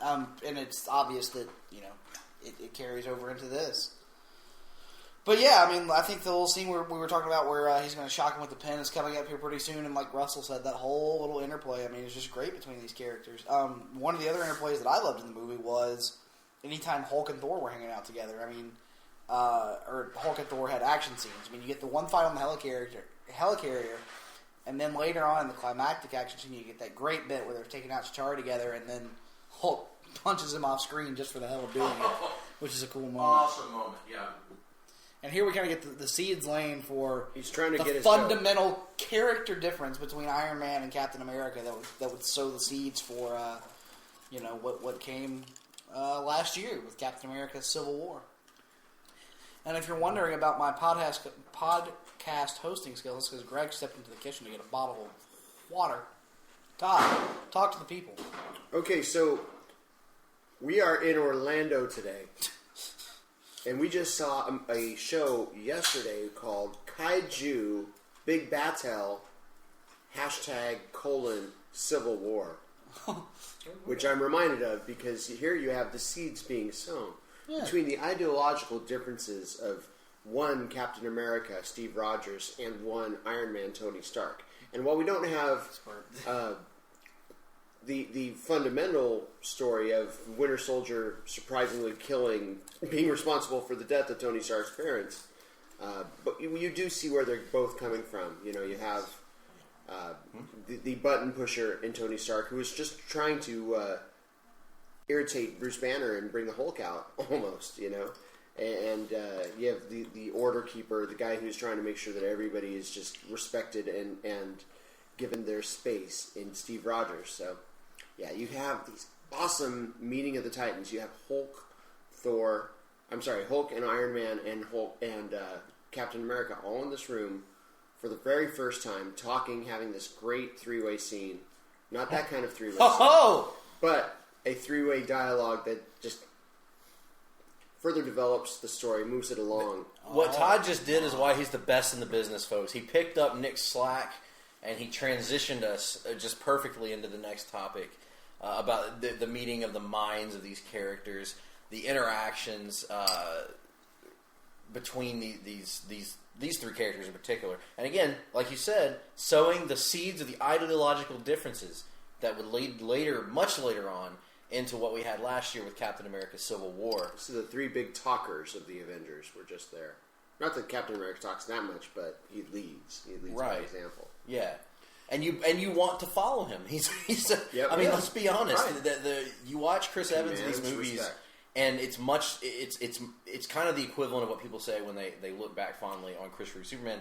He says things, and you want to believe him, and you want to listen to him, and you want to follow him. Personally, I'd love to follow Chris Hemsworth because I hate to see him go, but I love to watch him leave. Do you find that in his scenes in the Avengers movies that Thor delivers both everything you see and everything you don't? He can deliver everything I don't see in the Avengers to my door any damn time. Any damn time? Any damn time. Any damn time. My Columbus George is coming out of me. Listen, there's a difference between queering off and getting your needs met on the road. That's right. I heard that from a good brother. Good Lord. We've gone 700 ways from Sunday now. We are so off the rails. So let's kind of start going home here, as they say, in the business. They give me the go home cue. Now, this movie, I think, from our talking about it, all of us greatly enjoyed this movie. Safe to say. Loved it. Yeah. What could they have done any better in this film? Not a damn thing. So let's take a look at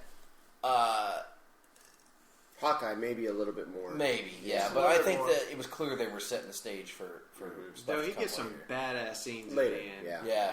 Oh man, the shooting of I think the The arrows. no-look shot. Not because I agree with the criticism, but I think for people who do, criticize the movie from that aspect, we've spent a lot of time talking about how every character has a character moment, and they get the characters right. You don't really get much about the character of Hawkeye in this movie because he spends most of the movie when they're doing the character development bits. Hawkeye is under mind control, and he really only comes back on the table for the climactic action scene. So I get that. I get that aspect of it, even if it doesn't bother me because Hawkeye was never, he wasn't the reason I was coming to see this movie. Right. Well, what if the point of his character in this film is that he has no character? He's just this almost... He's there for action drone shield guy that just does his mission. He's like Jason Bourne. Kind of like what if the point of January Jones and X-Men First Class is to be wooden and ice cold? Oh, Lord. Are you still defending her after all these years? I'm only defending her to get your goat, my good friend. The worst. Absolutely the worst. But no, the no look arrow shots for Hawkeye, incredible. In that. The way his quiver works, where he's like, it's electronically dialed in, attaching a different, effect or whatever. Morris hair is already better. And actually, has it ever been bad? It wasn't great in the first one. Fuck you. It wasn't great. we haven't talked yet, and before we wrap it up, I do want to talk about this. The climactic action scene, the big centerpiece in New York, the Battle of New York. One of the great scenes in superheroes. We both have it. I think when we did our top 5 superhero movie fight scenes podcast back in November, I know I had it on my top 5. I believe you had it. It was in our top 5 for sure. Yeah, I mean it's there's no aspect of it really, like any one aspect that reinvents the wheel in any way, so to speak, the wheel, if you will. But seeing it all, the way they tie it all together, and the way the tracking shots, oh my god, it's incredible. Just like the moment when you finally they're back to back in the circle and they pan around the entire circle and Hulk lets out the roar. It's a legitimate like mark out moment because you're seeing these moments that you've seen on the comic page. I mean, coming to life. Like I remember when there's a moment here where in that scene where Iron Man and Captain America are fighting off Chitauri, he drops down. Iron Man shoots a beam, and Captain America uses his shield to deflect it. And I was like, I've seen that in a fucking like that actual image in a comic book. And I remember in my chair, like rocking back and forth with joy. It's just moments like that. You became former Braves pitching coach Leo Mazzoni. It is not. But I mean, it's 15 to 20 minutes of just pure fan service, and that may sound like a derogative term, but in this instance, it really isn't. Like this movie has made you wait and made you wait and made you wait, and the payoff is absolutely worth it. We talk a lot. We've been talking and making references to wrestling. It's WrestleMania weekend. The big thing that wrestling gives you. Here's our interrogation. Oh, I love this scene so Great much. scene. I do not love any scene she's in. Every scene she's in. Wonderful. But yeah, so what wrestling does at its best is it gives you fight scenes, essentially, that tell stories, that tell cohesive stories that play out over the course of time, whatever the time that they're given. What this action scene does, that great action fight scenes have to do, is it tells a story, and it has peaks and valleys, like a great wrestling match does. It makes you wait for your big moments, and then it peaks at exactly the right time, drops you down a little bit, and then gives you the big finale. And the big finale delivers in such a way, and it tells such a great story. Everybody gets an important thing to do. Everybody is tied together and works together in the scene. It's just a great, perfect piece of superhero. It is the little bit of Captain America like directing the team, where he's like, Stark, I need you with air support, and he's like, Hulk, smash! Like that's such a fucking cool moment. My favorite line in the movie actually does come from that scene. It's when Bruce Banner meets back up with them, and he's instructing everybody to go off and do their thing. He's like, Dr. Banner, now would be a good time for you to get angry. He's like, that's my secret, Cap. I'm always angry. And he just great. Oh my god, it's great. And the way he punches Loki. I mean, there are so many things in that particular action sequence. It's almost like, Saving Private Ryan has the iconic one shot. It's almost a steady cam thing. And this is not a one tracking shot, but it just goes. It never lets up. But it's edited in such a way to give you that feel of the tracking shot, even if it is actually a tracking shot. Beat to beat to beat. Moving across the entire city. I can't say iconic enough, but and you have the one circular shot of the team assembling for the first time. So good. You can't think of the movie without thinking of that scene. It was in the trailer, but it was so much more satisfying seeing it in context. Film. Yep. Speaking of iconic, let's talk about our picks for what to us is maybe the most iconic scene in the movie and our favorite scene in the movie. Kind of two different categories, and we'll go around the table. We'll start with Russell. Favorite scene in the movie, most iconic scene in the movie. Favorite scene in the movie is incredibly hard to pick, but I would actually have to go with the first interaction, the first lab interaction between Tony Stark and Bruce Banner, simply because that is just so well written. It reveals a lot in the dialogue, too, about Tony Stark's motivation and why he wants to help them out, and things that he legitimately points out being wrong about S.H.I.E.L.D.'s whole operation, on top of it just being outright hilarious. And then the most iconic scene, like the best action scene, it's got to be what we just talked about, like the team assembled. You get that little pan around, but I think the mark out moment of that battle sequence for me is Loki stands up after taking a hit and is going to give this the villain monologue, the bad guy monologue, and the next thing you know, he just gets whipped up by Hulk and slammed around like a little rag doll. It has given birth to so many sports memes over the last 5 or 6 years that it's incredible. Such a great moment. My favorite scene, as I've mentioned, is the one that we just watched, the Loki interrogation scene with Black Widow, because as we'll discuss in Iron Man 3, I love having my expectations subverted and turned around on me. I like it when a movie can do that to me, and it doesn't happen very often. And so, especially in superhero movies, where I've seen it all, and that's my favorite scene. Most iconic, certainly the Battle of New York, and I will go for that circular shot where they assemble. I think it's that is the shot that's going to define this franchise. Kind of like the shot of Wolverine coming out of the adamantium tub thing is probably going to define the X-Men franchise, because that's the character they got best. That shot of the iconic shot of Batman silhouetted against the sky defines the Michael Keaton, Tim Burton Batman movie. So yeah, I think it's that one for me. Yeah, I would agree. Certainly, that it's the most iconic scene in the movie, and specifically that shot. And for me, I love all the character development stuff, but that last battle, because it's such an earned moment, they have made you wait and made you wait, and the payoff is so overwhelmingly worth it. That Battle of New York, I think, is easily my favorite scene in the movie. Okay, my favorite. I guess I have several favorites, but I will say my favorite funny moment is Hulk waking up in the graveyard. And the building. Bruce Banner. The building, with Harry Dean Stanton from Aliens. Yeah, I mean, that just killed me. It was so funny. But also, obviously, the Natasha Romanoff tied-up scene. But I keep hoping for the Chris Hemsworth version of that scene, but it hasn't come yet. Maybe in No Man Hulk Can Ragnarok. For the Odin son. There's no way you can beat the iconic circular shot of the Avengers assembling it. That's the defining shot of the MCU. Garner, your favorite and the most iconic? Yeah, my favorite scene was when Tony took the missile up into space and let it off. Made the sacrifice. Made the ultimate sacrifice. And really the ultimate case of character development. Right. Movie. Yep, you agree. At that point, I was like, my gut was like, oh my gosh, is he dead? Is he gone? Is he? Oh my gosh, no more Tony? Crap! And then you're verging on panic at that exactly. point. And then obviously he was okay because Hulk decided to yell at him really loudly. And then my most iconic scene. It was a small scene. It was early in the movie. Is when Thor made his presence known. Yeah. Like he hopped onto that ship. And said, "I'm here." Surfs on the helicarrier. And then just the little moments afterward. Yep. And with Loki's like, "Oh shit, shit." I have a question about this film. Yeah. Mm-hmm. So Coulson, later in the film, Coulson dies. Yep. Yeah. Brings them together. Is his death a work, or is his death a what's the word? Revolving door.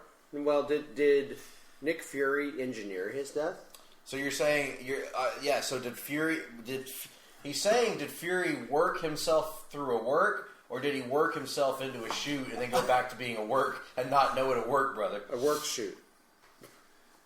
Did he read about it in the Observer? I think I think Nick Fury didn't hate that it happened. Right. I would agree that it didn't hate that it happened, no matter which context you look at it in. But you almost have to look at it in two different contexts. The context of the information we had available to us as an audience at the time of this film, and the information that was provided to us as an audience in Agents of S.H.I.E.L.D., which you can take or leave. Hopefully you will mostly leave it. But Adam Langton, I know you're listening. The whole impression in Agents of S.H.I.E.L.D. you're given is that Fury almost instantly knew exactly what he wanted to do with Coulson and wasn't really that blown up about his death because he knew he was going to put him through whatever process this is. So that, I agree that does kind of weaken, Coulson's death here.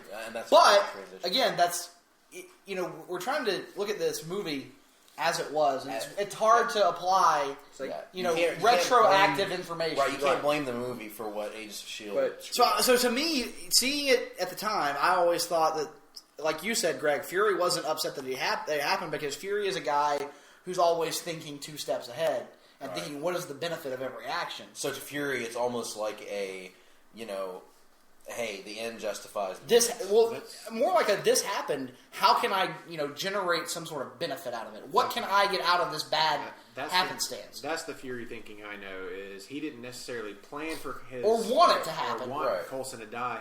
But when it did, he didn't mourn. So how do I spin this? He's like, how do I make this work for me? And those bloodied trading cards, that had Cap hooked immediately. Like he was like, I've got Cap on my side permanently from now. And then not Shield side, my side. And you had Iron or Tony was clearly going to be moved by that because more so than any character, we had the most time spent developing the relationship between Tony and Coulson.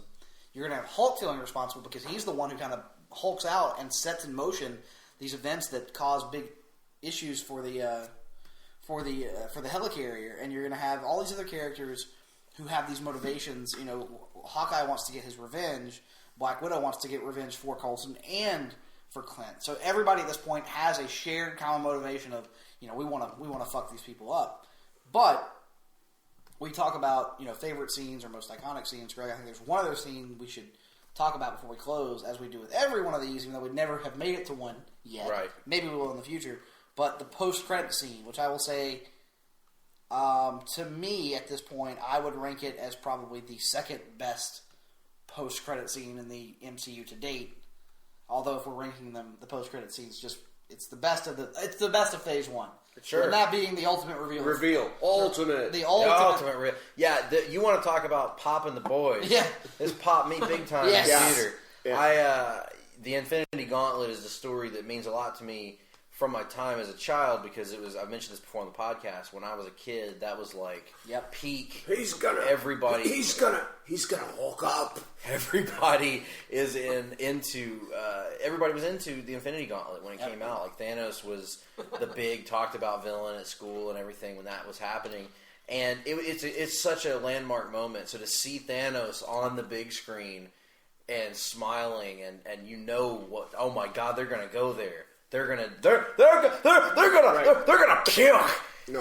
Well, no, they're not gonna puke. But what they're gonna do is they're gonna build the Infinity Gauntlet, and they may puke in the process. It was very interesting because the first time I saw it, like I said, I was at the marathon. I was there with my wife, my good friend Corey Bigby, and my good friend Jeremy Reynolds. And Jeremy and I both are long-time, hardcore comic fans. So we saw it and we were like, Jesus fucking Christ, it's Thanos! Like, this is what's coming. And whereas my wife and Corey were both like, who's the purple guy? Yep. And so it was a cool experience of the ride home explaining, well, this happens, and this happens, and this happens, and this is where they're going. Actually. Right. Heard that a lot in the theater whenever we saw it, actually. Yeah. A lot of people around us saying, who's that? The purple guy? And I had to have that. And the line is so great because he's like, the humans are whatever, and he's like, to challenge them is to court death. Which is such a cool tie into the concept of Thanos. And when he hears the line "court death," that's when Thanos kind of turns and smiles. It's just a cool little again, an example of Joss Whedon understanding the character. That guy runs MLW, right? Even in court death, yeah. Even in 15 seconds, understanding the character. Speaking of little things, one last thing to mention about a scene we just saw in this was the first time that Bruce hulks out, and this as the setup by Loki was wanted to do. As he's hulking out, he's there with a pin, like a Black Widow who's got her foot pinned. She can't get up and get away, and he's trying his damnedest to hold it back to keep it from happening, but it's just not going to work. Yeah, that's a scene that's probably played out in their bedroom multiple times in the MCU since then. I don't want to tell folks. I'm not going to advise you to look up the Hulk smash GIF, but if you were so inclined, you may have a laugh. But in any case, spike. But in any case, there's a moment just as Bruce is about to undergo his final transformation. He looks back at Natasha and has this look of concern, like you see the last human bit of him about to fade away, and as he looks back at her, it's just that's a thing. That's a Joss Whedon thing to do, is to have that moment as if he were to ever do like a werewolf movie, I could see him putting in a scene similar to that, because that is basically what Hulk winds up being. And I think that unifies these characters, and that it gives you a reason to care about the humanity of the Hulk, to care about the humanity of Bruce Banner. Rather, the humanity of these characters is what links them together. Yes, they're superheroes. Yes, they're icons, but they have those characters that tie humans together. They have flaws. They have, even Cap, they all have flaws. They all have weaknesses. They all have vulnerabilities personally and emotionally. And they exploit those against one another, and they have those exploited, and they overcome them in the end of the movie. And I think seeing them overcome that is what helps create that heroic experience that we love in the movies. So to wrap this up, everybody, I'm going to let everybody shill themselves after this on Twitter, how they can follow you on Twitter, where they can catch whatever you're doing, whatever products you want to shill, tell people about. Before we get there, we always like to rank our movies, and I'm having a hard time remembering our rankings right now, Nick. So let's start with the rest of the panel. This is number 6. So the way this works for people who've never been a guest for one of these, which would only be Garner, Me. you can't. It's not an entire MCU ranking. It's only the MCU to this point. So it'll be the first 6, as Todd said. So that would be Iron Man, Iron Man 2, The Incredible Hulk, Thor, Captain America, and now Marvel's The Avengers. So Garner, what do you got? And are you going 1 to 6 or 6 to 1, which is something we always vary each and every month? It's up to let's let Garner pick. Garner's the guest of honor. Order them from Or 6 top to to midnight. bottom, Or bottom to 1. top. 6 to midnight. No, but Chris Hemsworth isn't on screen right now, Russell. There he is. Yeah, he is.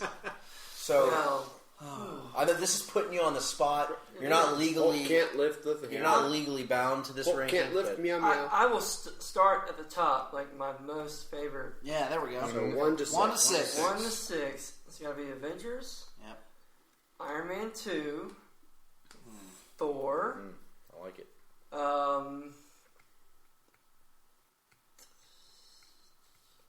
Captain America. Incredible Hulk. And what was the other one? Iron Man. The first one. Iron Man, yes. So you put Iron Man at the I'm bottom. sorry. Let me amend my order. Yeah. I'm sorry. Let's go Iron Man after Iron Man 2. So that's 3. Yeah. Okay. And then So Avengers. Iron Man 2, Iron Man, Thor. sorry, Captain America, and then Incredible Hulk. Right on. Todd. Okay, well, first off, I'm still mad about Coulson dying just so they could have the name The Avengers. Were they the name, the 6 neat guys or something like that? What Coulson did you wouldn't have want? had to They die. just wanted, I mean, in the original Avengers #1, they literally just come up with like, now we will call ourselves the Avengers. I mean, Right. like, what the fuck? There is What a are we chance- going Justifying the name The Avengers, There's which a they counter. don't have in the comic. Yeah, there's a counter to that. Tony Stark says in his speech to Loki that if they can't save the Earth, he can be damn sure they'll avenge it. Right, I'm saying that, but in the comics, they're not avenging anything. They created this MacGuffin of a Coulson death. I'm stuck on the Coulson death, right? To bring the team together and to give them the name to justify the name The Avengers. That's all. I'm done. I don't have a problem with them justifying the name, though, because just calling yourselves the Avengers for no reason doesn't really work for a modern What was the audience. Avengers initiative before Coulson died? True. So, anyway, all right, I'm done with that. My rankings. Avengers is the number 1. Iron Man is 2. Captain America, the First Avengers, 3. Thor, 4. Iron Man 2 is 5.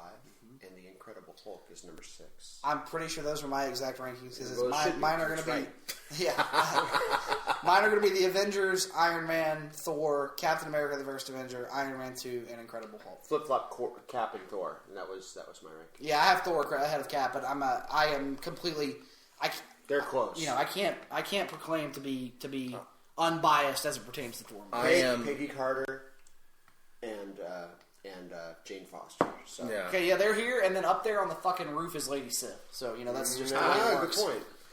I am going Avengers at 1 by a fair margin. Iron Man 2. Iron Man 2. I like it better. It's good. I'm an Iron Man 2 guy. Just wait until our next one when we do Iron Man 3. Iron Man 3. That's a polarizing. That'll be, yes. It is. Iron Man the 2 most, is a fine film. I love Iron Man 3. We'll get there in a minute. We'll get Go to ahead. that Yeah. next month. I mean, what I meant to say is, folks, my opinion on Iron Man 3 is unknown, and so is Nick's. Yeah. We haven't ranked it yet. So where was I at? I was at the Iron Man films. Okay. Start over. I'm sorry. Okay. Avengers, Iron Man 2, Iron Man. Iron Man 2 and Iron Man. Let me go with... You like Jedi better than Empire? I do. Yep. Fuck. Stop interrupting Greg's list. What's it? Captain America: The First Avenger, Thor, and then Incredible Hulk. My gimmick is interrupting. If you haven't, That is Todd. That is his gimmick. The gimmick. I'm- The gimmick. I love this. I'm going to make it a clean sweep for Avengers at 1. Right. I'm going to go Iron Man at 2. Thor at 3. Iron Man 2. Captain America: The First Avenger. And then The Incredible Hulk. Awesome. So everybody had Avengers 1 and Incredible Hulk last. Yep. Okay. Just to, And I think that's... commonalities, yeah. I go back and forth between Incredible Hulk and Iron Man 2, and I think part of that is because I have done a couple more marathon-type events since the initial one, and every time I see Incredible Hulk on a theater, it leaves this much more positive impression on me than seeing it on the small screen. And so since our most recent... I'm basing this off our most recent watches, and to me, I really think Incredible Hulk and Iron Man 2, in my opinion, they're interchangeable. Obviously, I'll it's give different you for that. because Yeah. I'm way high on Iron Man 2, but I think Incredible Hulk's a good movie on its own right. But I think it's stockings at its best with Banner. You know, the Ed Norton stuff is great. Right. You know, the other stuff, But the so that's great. Okay, I had another thought about this movie several minutes ago, and I've already forgotten it. So, with that being said, we're going to go around the table and tell everybody how they can contact you on social media. Russell Sellers, you have the Sellers Points podcast, which people can catch right here on PTBN Pop. How can they contact you if they would like to get in touch? You can get me on Twitter at Russell_Sellers. You can email me at my Place to Be Nation email, russellS@placetobenation.com. And you can also join up with the Facebook group, our Place to Be Nation Comics Facebook group. And, of course, I am a member and administrator there along with the rest of most of the rest of this panel. And always happy to chat comics and other comics media with our listeners and other fans. Absolutely. Place to Be Nation Comics Facebook page. Join it. Todd, how can folks find you? All right. Primarily, I'm on the Twitter at Todd Weber Guitar. Broke 1 million guitars, never drew a dime. You can Just made the list! You can find my bands on Spotify. The Stummies primarily is my main record on Spotify. Like my bands on Facebook, the Stummies and the Sea Legs. Join the Place to Be Nation Facebook group and bug me. And I'm watching Hawkeye and Black Widow fight right now. It's transfixing. It's a good scene. Also, you can listen to Todd's Conversation I have Comics. a Outstanding show. With Tim Capel right now. They're going through John Byrne, Chris Claremont, X-Men. New episode taping next week. Awesome, man. How many more you got in the... We have 3 more to do. 3 more? 3 more in the hopper. Which will turn into 5. Well, we're trying. Yeah, no, we were trying to get like six per episode, and last episode we did 4 comics in 3 hours. It was What's your plan for the show once that's wrapped up? whoever says yes first, we will talk about whatever that person wants to talk about. Excellent. But I'm looking at getting some friends on and talking comics that they are experts on, and all of the people at this table are certainly on the list. But they've made the list. If you ever wanted to do an Ultimate Spider-Man, I'm always down for that. So that's kind of what my show has morphed into, is talking about comics that people love and things that they know about, and like going over those comics in depth. I think that's kind of what my niche has become. It's a good niche. I mean, your Andrew niche on the NBB team, as Greg once put it. Oh, Coulson just died. Oh, shit. NBA B team, excuse me. So he's not dead yet. He's dying. Scott Flash Norton. Garner. Mr. Garner, how can the look on Garner's face when you said Scott Flash Norton? he was fired, Excellent. right? Not ice, no. What was his team? He was Fire. He was Fire. No, yeah, Fire and Ice with Ice Train. We've reached into WCW reference at this point. Andrew Chandler Frazier Garner. It does occur to me 17th. That sitting all around this table, we did have 5 American males. American males. 5. American males. I think we just found the intro music for this week's podcast. So Mr. Andrew Chandler Frazier Garner the 17th. How, when you're done laughing, how can the people out there in listener land, in Larry land, Tinder, right? if they want to find Grinder you on social media, how can they find you on social media? I am not on Tinder nor Grindr. Thank you very much. Christian Mingle? I'm not on either.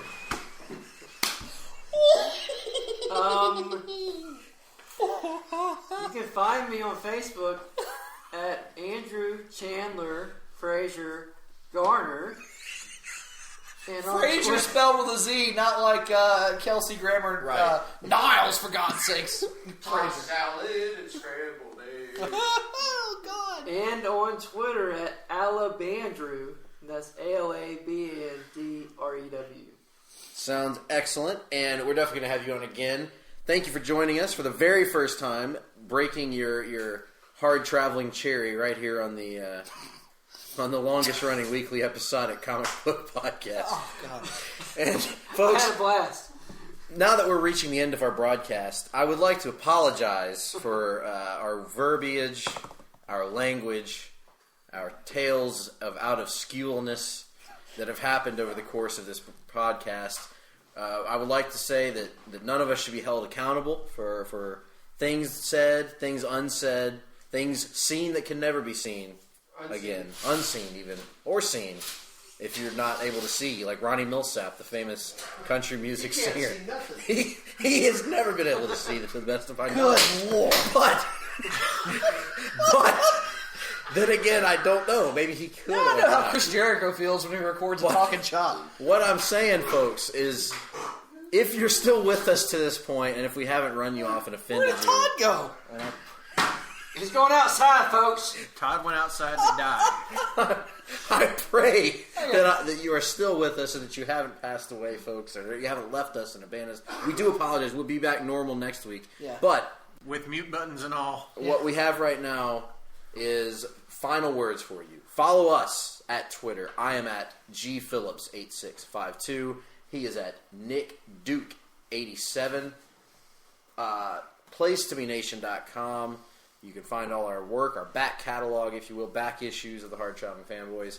Our email address is gregp@placetobenation.com, nickd@placetobenation.com. Place to Be Nation Comics on Facebook.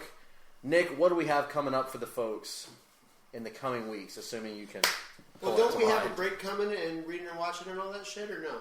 So we're going to plug at the front. Why not? While we got it on our Plug minds. at the front. You're We're gonna right. plug I at the front. forgot about But the point the fact being, that- this is a simultaneous celebration of both our 50th episode and our 1-year anniversary. We're celebrating all month long during the month of April with a series of special episodes. This being the first of them, which was the culmination of Phase 1 of Hard Travelers for Hire.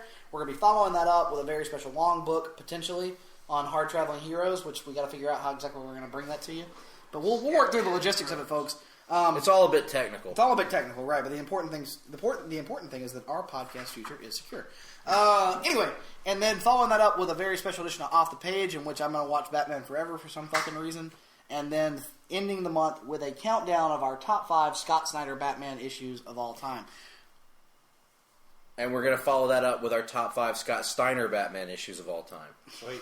That's going to be a fun podcast. I prefer I'm going to make you an egg. But anyway, at the end of this podcast, we've said that it's WrestleMania weekend, and I wanted to throw, we get some compliments from time to time on the show. Yes, we do. We get compliments, and I appreciate all of them. But I want to throw a very special thank you to 2 good brothers. Mm-hmm. Jason Greenhouse and Andy Helene today gave us the greatest of compliments, comparing us to the good brothers themselves, Luke Gallows and Carl Anderson. And what better way to end a train wreck of a podcast like this, but in the true tradition of the good brothers. You can't see this, but guys, Too Sweet Me. There it is. Oh. Too Sweet Me. Come on. Where the hell is Todd? Long distance too Long sweet. distance Too Sweet, Todd. There it is. And with all that being said, Thank you for listening to this train wreck of a fucking show. We'll see you next time. Absolutely. Hi, folks. Kevin Kelly here. Consideration paid for by the following. Hey, pro wrestling announcer Kevin Kelly here. I want to make sure you are all subscribed to all the great feeds here at Place to Be Nation. It's really easy to do. Just head to iTunes or your preferred podcatcher app today and search and subscribe to the Place to Be Nation wrestling feed, which, of course, includes the full archives of the Kevin Kelly Show, the Place to Be Nation pod feed, and the Pro Wrestling Only feed. Subscribe, listen, and then rate us and leave feedback today. And be sure to give Justin your true thoughts. I mean, don't hold back. After all, he is kind of a jerk. Just listen to Scott.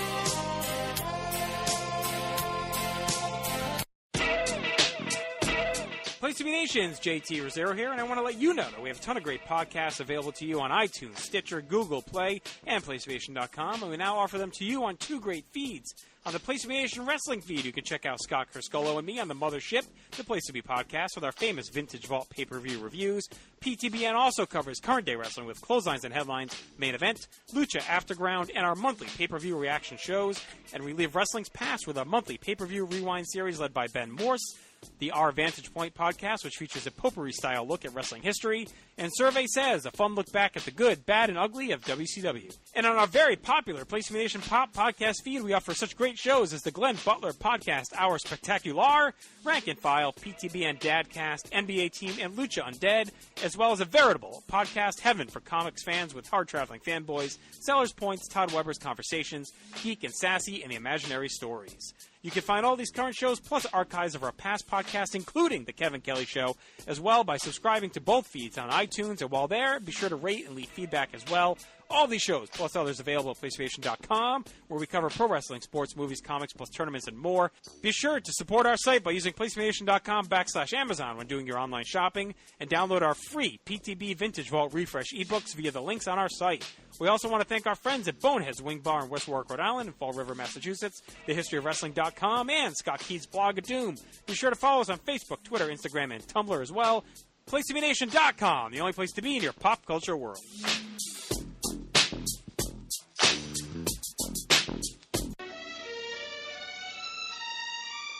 The Pro Wrestling Only Podcast Network. Subscribe on iTunes or on Android with your favorite podcast app. Established in 2013, the Pro Wrestling Only Podcast Network is committed to providing unique takes on the rich and diverse medium of professional wrestling, focusing on its history and global impact, but also exploring the vibrant contemporary scene. The roll call includes Space City, an NWA on-demand podcast, This Week in Wrestling, Stacey and Elliott's Bogus Journey, the Super Apuestas podcast, the Military Industrial Suplex, Strong Style History, Pure Paris, and Psychology is Dead. Also, from the archives, the full catalog of great shows that provided a fresh look at classic wrestling, including Where the Big Boys Play, Titans of Wrestling, Tag Teams Back Again, Letters from Kayfabe, Wrestling Culture, Pro Wrestling Super Show, Goodwill Wrestling, and many, many others. Pro Wrestling Only Podcast Network. Only the best.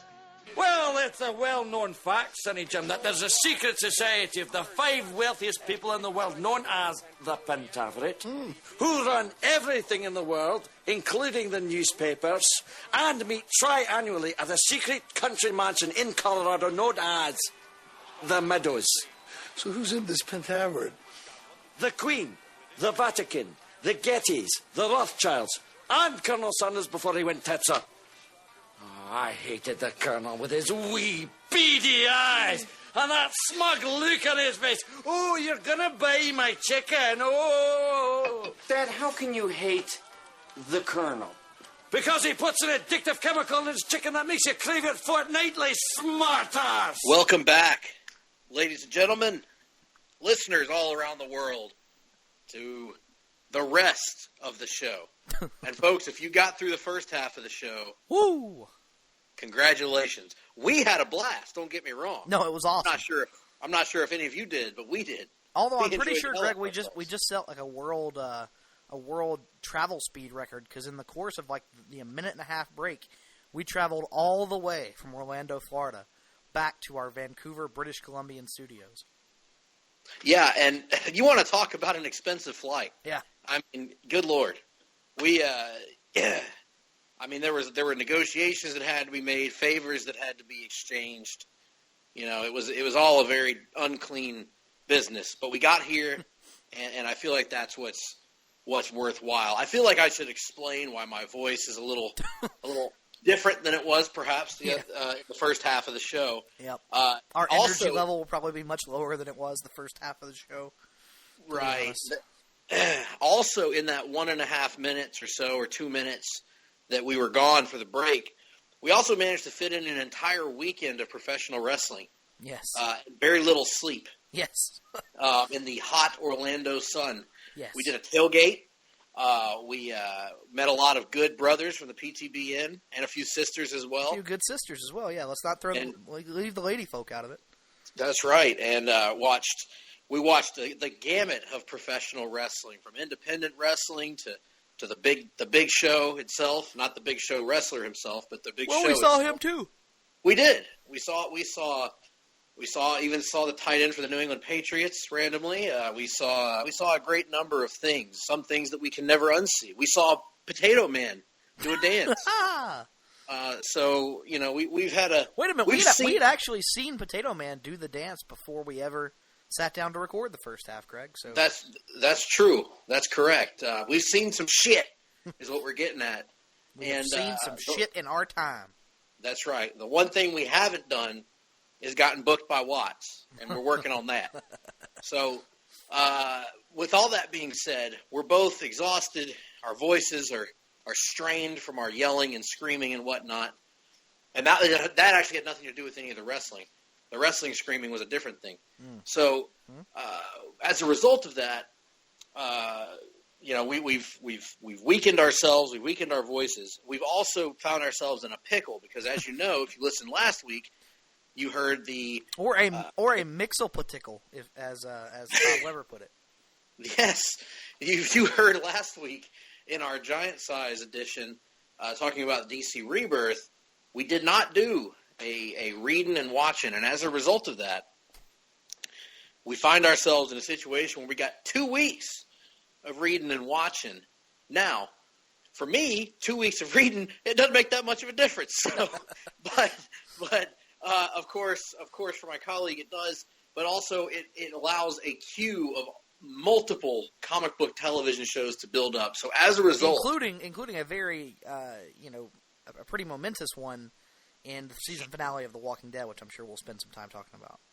Absolutely. So we're going to be covering something like what, Greg? 10 episodes of television here during this reading and watching? Somewhere along those lines. So as a result of the fact that this may go long, we are cutting the rundown this week, and we're putting it off to next week, where we will give you a very special double-sized edition. Really, a triple-sized edition. A triple-sized edition, for the last 3 weeks. And the reason we're going to do that, one of the reasons is because, as we'll discuss here in a minute, all of the CW shows seem to be going on what I like to call the random back third of the season CW hiatus that exists every year for no adequately explained reason, where they just take 3 weeks off. I don't think any of the shows that we're going to be discussing next week. Is that correct, Greg? I think they're all gone. No. Legends of Tomorrow had its season finale. Right, but that's what I mean is on next week's show there will be no CW shows to talk about. Oh, right. I thought we were talking about Legends season finale on next week's show. Are we not? We're talking about on this week's show? I thought it was on this week's show. When did Legends season finale air? Last night. As we record this? Yes. Last night, as in Tuesday night. So this Tuesday night. I've gone cross-eyed. Yes.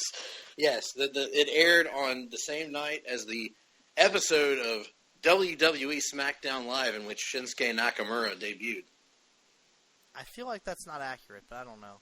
No, I feel like it is accurate. I know that it's accurate, in fact. In any event, whatever we're going to talk about, our watching, what I'm driving at, the point of all this, if there is a point, is that our watching next week will be severely trimmed down. So we're aware of all the news that broke over the last couple of weeks. So next week, tune in to Rundown. We'll talk about the Joss Whedon. We'll talk about the Justice League. The Justice League and Spider-Man trailers that dropped. We'll talk about various other things. But this week is going to be all about the reading and the watching. And the watching. So without any further ado, let's get it started. Now, Nick, do you think we should... Oh, first, I guess we should pitch to our jingle. So... Read down and watching. What you been reading and watching.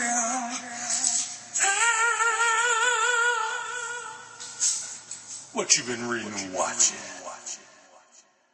Very good. Now, should we start with reading or start with watching? What do you think? That's up to you. I guess let's do reading first, and then we'll get it out of the way, and then launch right into the extended watching. You stole my story. Right out of my... You stole my story. That's right. Right out of my my noggin there. All right. So I will kick us off this week with my number 3, and I should go ahead and tell people essentially what I've read in the last week, with the exception of one issue that I'll talk about in a minute, is I read the entirety of the Superman Reborn storyline. So I'll have thoughts on that once we get to the relevant portions of it. Thus, my number 3 issue of the time period here is actually going to be Deathstroke number 9. And this is the first part of the 4 Rooms story arc. And this is setting up a pretty interesting narrative device of 4 simultaneous stories going on in different locations and seemingly, in some cases, in different times as well. So we have a story from Deathstroke and Wintergreen's early days together. We have a story of Slade's current location. We have a story about Rose and what she's doing, and we have a story about Jericho and what he's doing, which presumably is creating a list. Mm-hmm. But this is another good issue of Deathstroke. It's laid out in a very interesting. Traditional 9-panel format, largely based on which story it's telling, and I always find that interesting when you see that in a modern comic. It's kind of like Watchmen was laid out, very grid-like and very cool. And the creative team, Christopher Priest, and a new artist on the book whose name is Nord. I don't know his first name, and he is not Nord the Barbarian either.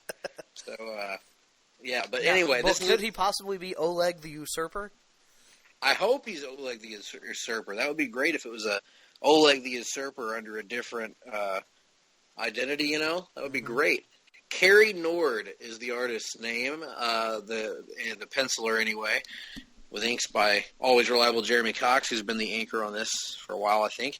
But it's another good issue that's furthering Slade's adventures and continuing the slow burn style of storytelling that this book has kind of specialized in from the get-go.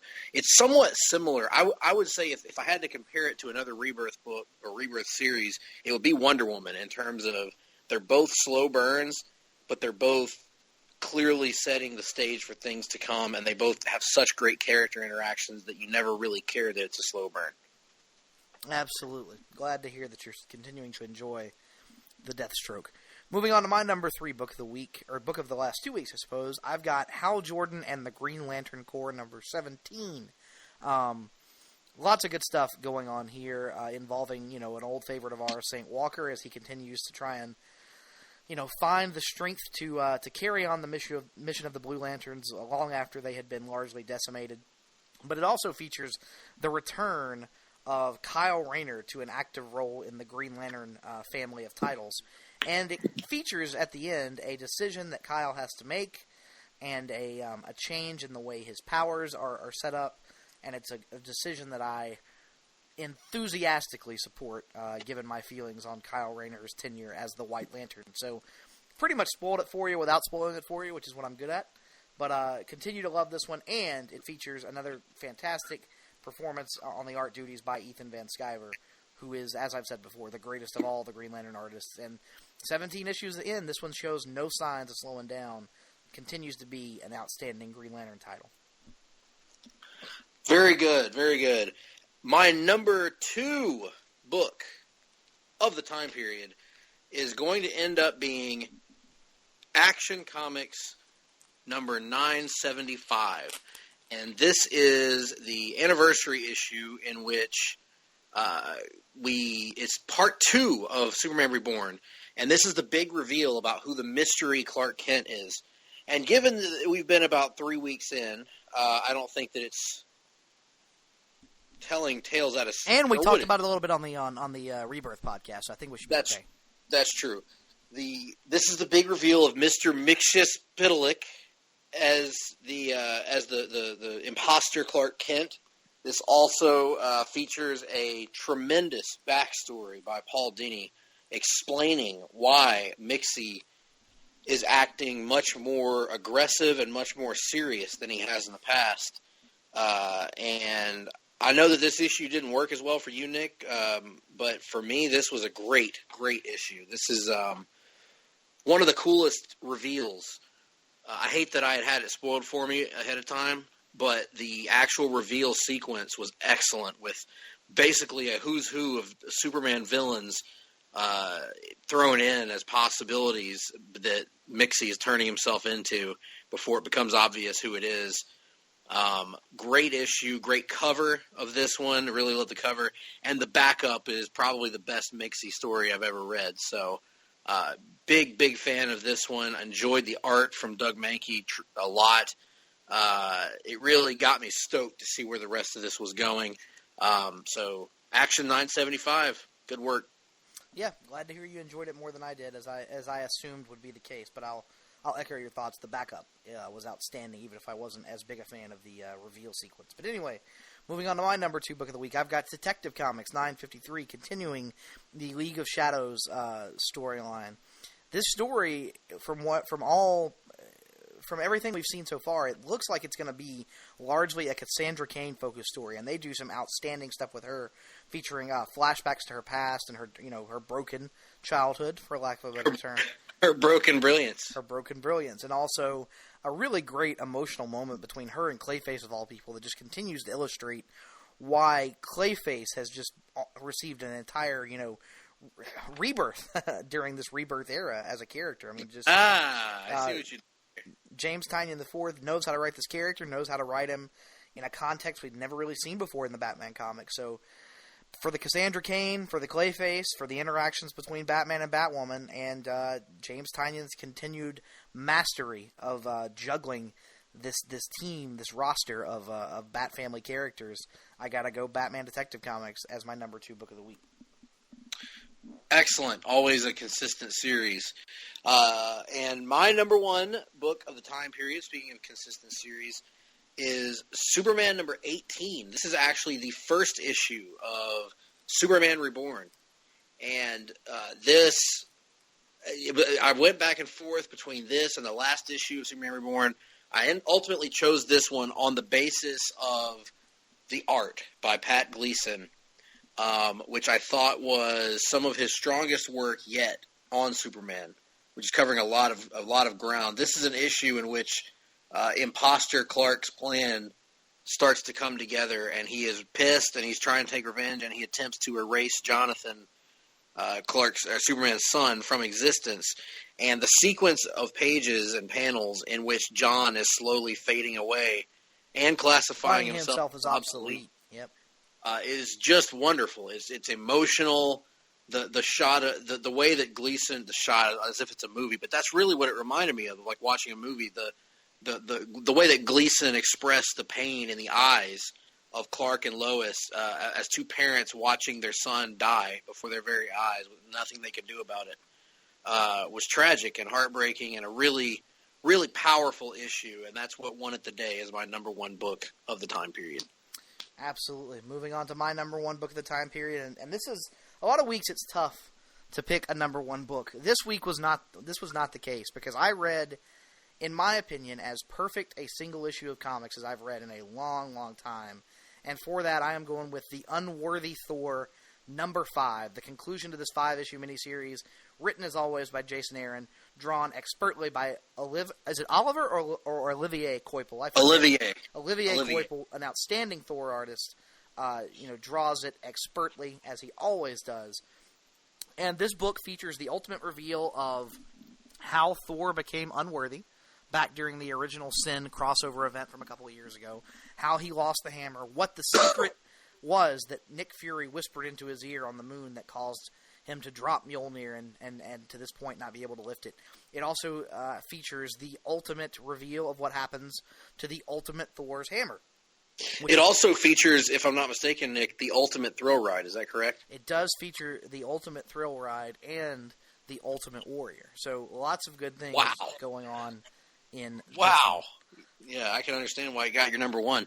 Yeah, but so it features the reveal of what happens to the ultimate Thor's hammer, which is one that I thought was absolutely pitch perfect. I don't want to spoil too much about this issue, because for anybody who's a Thor fan, I would say this is one of the most simultaneously heart-wrenching and fist-pumping issues of Thor that we've had in quite some time, because it shows you just how broken, everybody's favorite Asgardian was there for a little while. But it also hints at a future to come, and it reinforces in my mind the idea that this really all has been one long epic Thor story that Jason Aaron is telling, as he promised whenever the Jane Foster Thor deal was announced.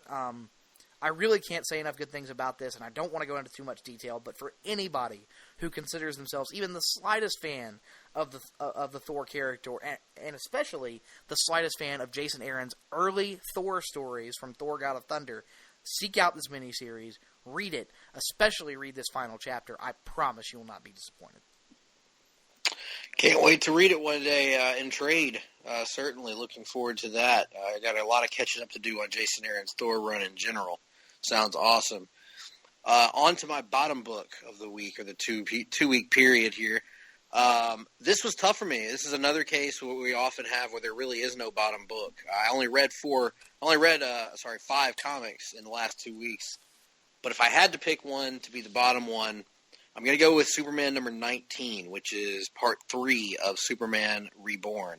Again, not a bad issue at all. I actually liked it. I thought it was a pretty good issue, as this book usually is. Again, great art from Pat Gleason. I think the reason why this one was probably my least favorite of the crossover was because it got a little... It's the most cross-eyed, I guess you would say, in terms of dealing with the different energy bolts and the red and blue concept and the energies of the two Supermen, New 52 Superman, as well as Rebirth Superman, and the some of Mixie's exposition and whatnot. There's also a couple of weird panels from Gleason that didn't quite hit the mark of the first issue, where there's a couple of panels where John's face looks a little weird, but overall still a good issue, just not up to the standards of the others. Were you terrified there for a minute they were bringing back Superman Red and Superman Blue? Absolutely. As was I. I was very concerned there for a little bit, but... Yep. My two fears about Superman, now that it's over, I can talk about them, I guess. My two big fears about Superman Reborn were, number one, the Superman Red and Superman Blue idea, which I'll go ahead and say I never liked and hoped would never happen. And number two was that they would just bring back the New 52 Superman. They'd keep John, lose the parents, and just have New 52 Superman kind of be like a surrogate dad for him, which I was really hoping wasn't the case. And thankfully it wasn't. Absolutely. Moving on to my bottom book of the week, and I got to go with Teen Titans number 6. And the reason for this is almost entirely due to the debut of new artist Koi Pham on art. Ben Percy writes a fine story here. It's interesting for the most part, but if you listen to our Rebirth podcast, you heard us talk about a phenomenon not dissimilar to that of 1980s WWF wrestlers over in Batgirl and the Birds of Prey, in that the faces are all misshapen and the nostrils appear to have, snorted approximately a kilo of cocaine at any given moment. If you can't snort something white off of it, I don't want it. The exact quote, sir. The exact quote is, if it don't come in a white envelope and I can't snort shit through it, I don't accept it for fucking pay. But I digress. In any event, the facials in this issue. That's we're not doing a wrestling podcast about recent current events, Nick. Oh, whoa! Oh, wow! Oh, hey! Speaking of which, didn't we do this in the first half? Oh my gosh, we got another one! Oh. We got another one. Hold on a second here. I'm getting word. My God, Nick. Folks, the WrestleMania delirium has not quite passed over yet. Ho Ho Loon is in the WrestleMania program. Oh. Oh. Wow. Oh, goodness. All right, carry on with your review, sir. First down 10. In any event, the art's awful. That's what I'm driving at. The faces are bad. The noses are huge. The nostrils are wide. It's borderline unviewable at times. So for those of you who listen to our Rebirth podcast and those of you who are guests on our Rebirth podcast and who like making fun of the Batgirl and Birds of Prey art, I encourage you to check this out because it'll make that seem good in comparison. Wow. Was this the first, by the way, was this the first part of the story introducing Aqualad? Aqualad? Yes, it was. Interesting. I've been looking forward to that story. The story is fine. Again, it's just you got to get the art. Questionable art. Certainly, that's always a bummer. Well, let's get to our quick hits. I only have one. Okay, go right ahead. It's the Action Comics, number 976, the last part of Superman Reborn. Loved it. Like I told Nick offline, or maybe it was even on our, I can't even remember at this point. Maybe it was on our podcast last week I mentioned it. But the way I would best describe this is a sigh of relief from me. This was an issue that resolved both of the major concerns I had going into Superman Reborn, solved them in a way I wasn't expecting, and hey, I'm good. I got my Superman back, so I'm good. I'm happy. I'm obviously I'm excited about some of the Watchmen teases they threw in there, but most importantly, I'm just glad that they are sticking with what's working in Superman, which is the family dynamic. Absolutely. Moving on to my quick hits, of which I have a metric ton, so I'll try to make them extra quick this week. Wonder Woman number 19, another installment of the Truth storyline, more outstanding art from Liam Sharp, and more great Cheetah and Wonder Woman moments from Greg Rucka. Titans Annual number 1, featuring appearance from some guest stars from the Justice League. It's kind of a team-up between the members of the Titans who have mentors on the League and their League counterparts, like Batman and Nightwing, Flash and Flash, Donna Troy and Wonder Woman, and then, of course, Garth and Aquaman. Cool little story involving the villain, the Key, who I never really knew that much about, but it kind of hints around the fact that the Key may be tied into some of this stuff that they're doing with the larger Rebirth story that will be revealed down the road.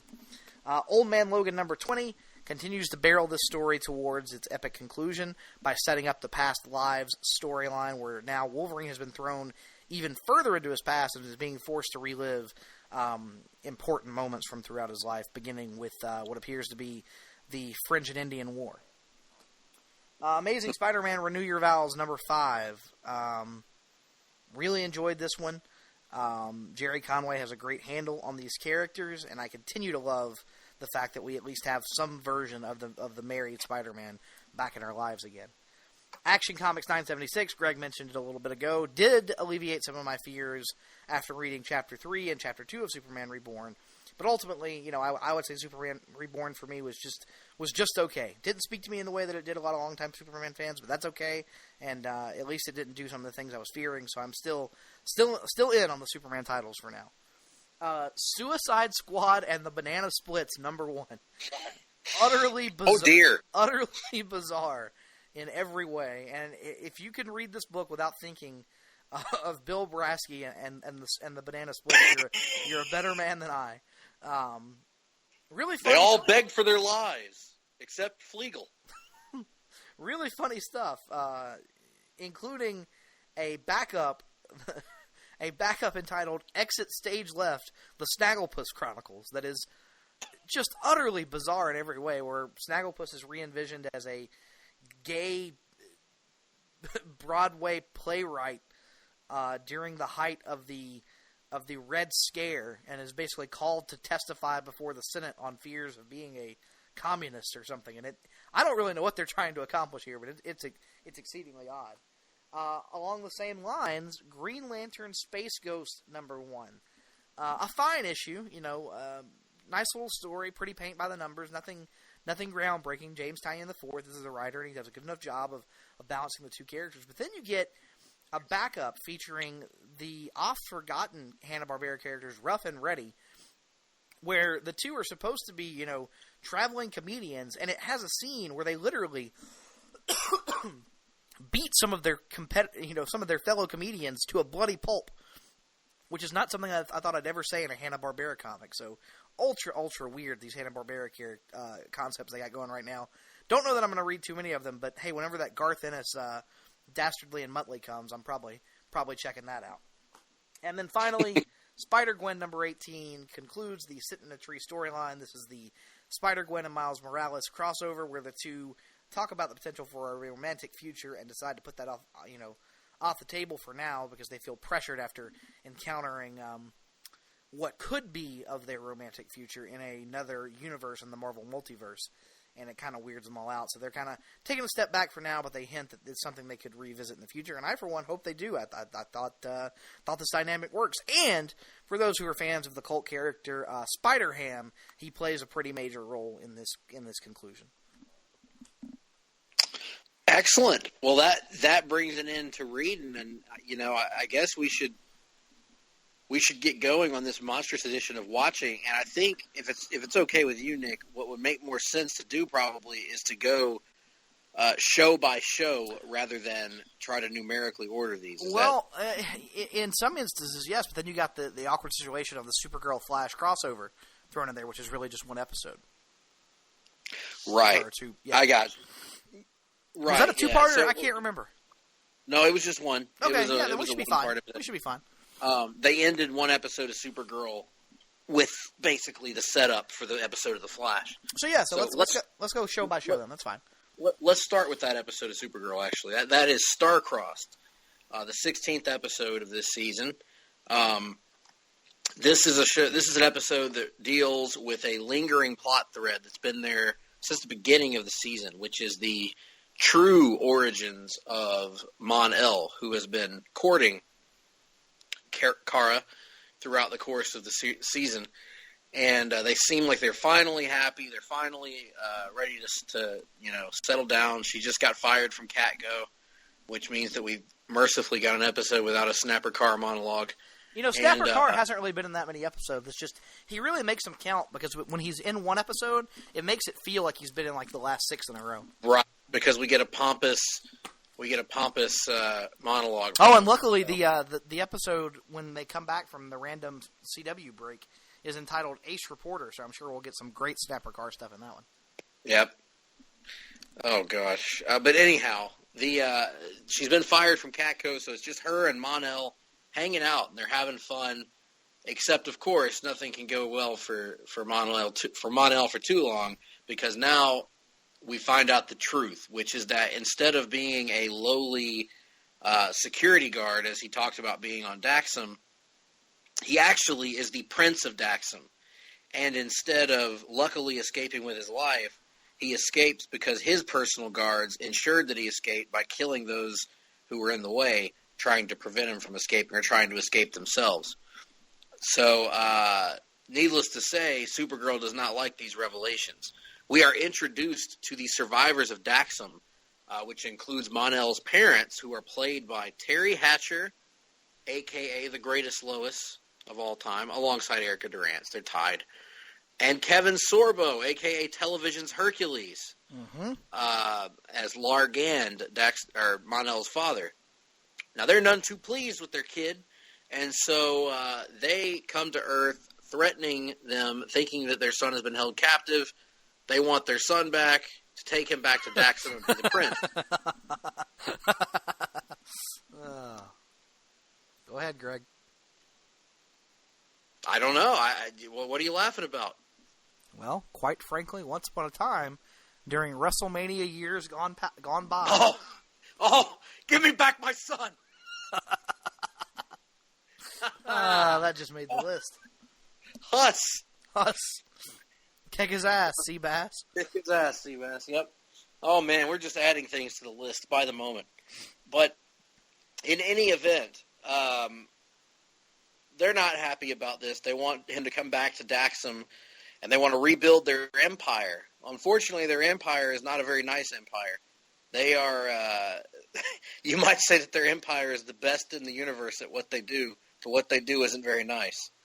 And so Mon-El now, he wants to stay on Earth. He loves Kara. He's learned how to become selfless instead of selfish, and he likes the new person he's become. And it sets up a conflict between the Daxamites and the DEO.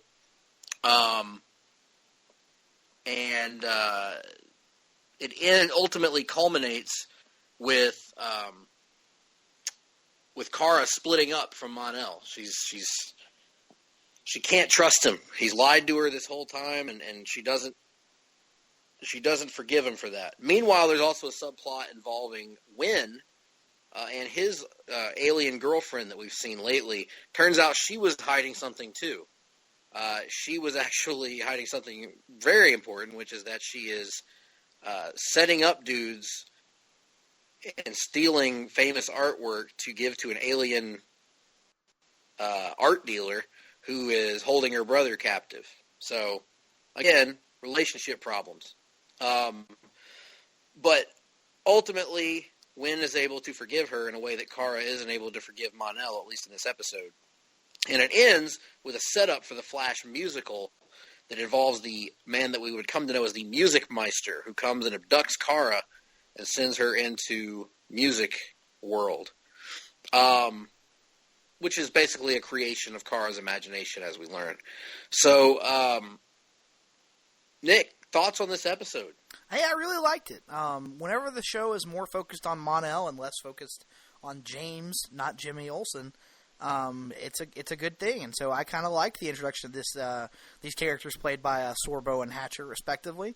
I also really enjoyed the subplot involving Wynn and his alien girlfriend. You know, I've thought that character, while she hasn't been featured a ton, has been a kind of a breath of fresh air for the show because it gives Wynn something different to do. It puts Wynn in situations we don't typically see him in, or haven't seen him in over the course of the 2 seasons that the show's been on the air. So I've also enjoyed whenever she's played a larger role. So really liked this one.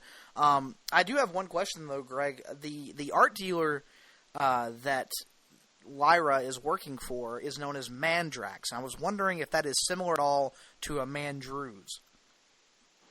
I believe that Mandrews is a spot monkey.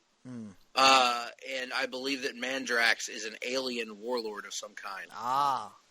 So there is a difference. Perhaps they share some DNA somewhere along the I believe they might. I believe that. Hey, we just saw a Mandrews over the weekend. We did. So we should have asked him while we were there. We didn't know at the time. We didn't think about it. Yeah, I like this. I like this episode. You? Yeah. No, I agree. I think, as we'll talk about in the next episode as well, this little 2-part Daxam storyline in Supergirl was excellent. I don't think this one was quite as strong as the follow-up, but I think it was a really good episode nonetheless, and enjoy seeing Wynn get a little bit of spotlight, because that's been one of my complaints about this season of Supergirl, is they really relegated Wynn almost to the point where he shouldn't have even been on the show, because they didn't do anything with him for a long time. Now he's got a storyline, it's interesting. You know, we get to see him flex his acting muscles a little bit. He's definitely stepped up in that regard. But Mon-El and Kara are just perfect. Their chemistry is great. They both have weaknesses in their characters and vulnerabilities that make them interesting to interact with one another, as opposed to the perfect James character that we were presented with in season 1. So it's just working. It's working big time. Terry Hatcher looks phenomenal as always, and Kevin Sorbo he did well. They both did well in this episode and are playing in compelling characters. So yeah, I was a fan of this one. Now there are some events that happen in the Flash musical episode that we'll talk about in a few minutes that basically ends up in Kara and Mon-El getting back together. Kara forgives him, puts it all aside, and so for the next episode that we're going to talk about, Distant Sun, they're back together and they seem to be happy. But unfortunately, Terry Hatcher as Mon-El's mother, Rhea, is not happy. She has not gotten over the fact that her son is in love with a Kryptonian. She wants her son to come back with her, so she puts out a hit on Kara's life, resulting in intergalactic bounty hunters, sadly no Lobo, coming to Earth. But Simon, or a character that looked a lot like Simon. Well, that's who I thought he was too. Coming to Earth to try and take out Kara and collect a massive bounty from the Daxamites. Now, Mon-El knows from the start that it's his parents, calls them out on it, but unbeknownst to him, his dad actually doesn't know anything about it. It's the mom that has set the whole thing in motion. So we get a series of cool assassination attempts, including, as Nick alluded to, a character very similar to the DC character Simon, who shows up, and may have been him, shows up using his telepathy, which leads to a great scene between Martian Manhunter and this character that I'm just going to call Simon, even if it's not, where they basically have a telepathic war, and it's all unseen. We don't see any astral plane projection. We don't see them going into their minds and combating one another. We just see them use their facial expressions to express the fact that they're in a battle of wills, essentially. And Jean ends up winning. And it's awesome. It's one of my favorite Martian Manhunter scenes yet on the show, in fact. Thought it was wonderful. We also get Kara trying to convince Mon-El that his mother can change and they need to talk to her. This backfires spectacularly when Terry Hatcher's character almost kills Kara with kryptonite before Mon-El agrees to go with them.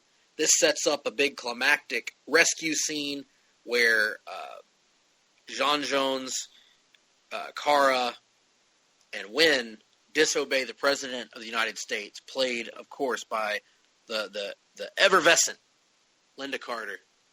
And they go to the ship to try and rescue Mon-El from the Daxamites. It leads to a really great action scene. Loved this. Thought it was an awesome, action-packed set of scenes. And in the end, Kara and Mon-El are back together.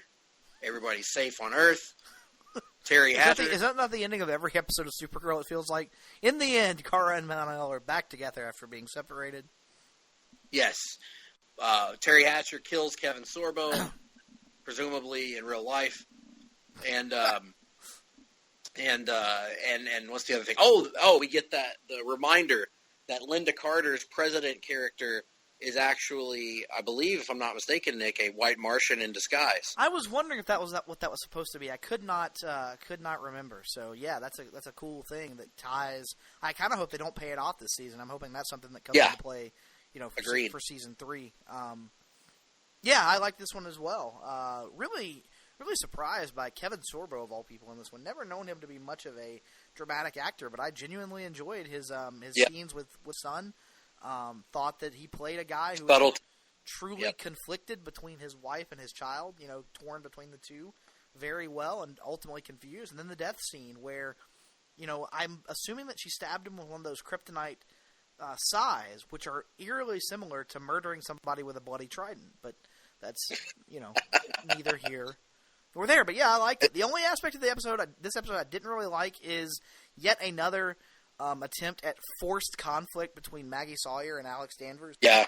Thought this one, even more so than a lot of them, fell really, really flat with a subplot involving Maggie needing closure over one of her ex-girlfriends or something like that. Yeah, didn't dig that subplot at all, but I agree.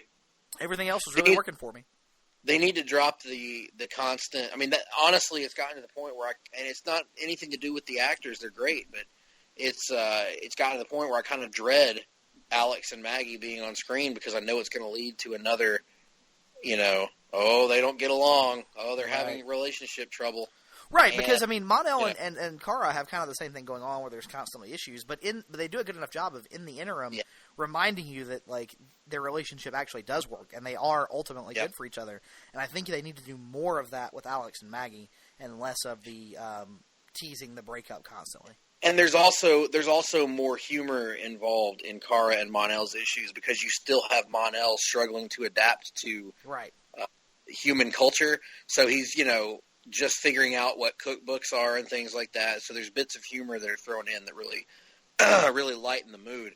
And I loved this episode. I thought it was great. Thought the action scenes were really, really good. Enjoyed the dynamics between all the characters. Thought it was a compelling family drama. And now I'm interested in where the Terry Hatcher character goes from here because she made it clear she's not done with Earth yet.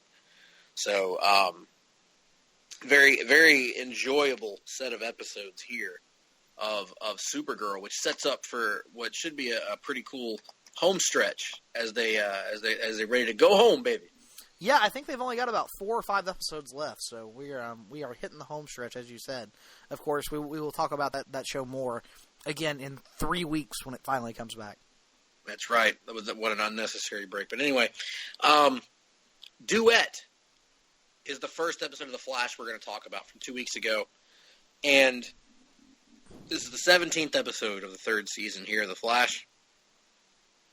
It picks up right where the episode earlier that we talked about from Supergirl ended, in which Jean and Mon-El come to Earth 1 with the comatose body of Supergirl, hoping that Team Flash can revive her.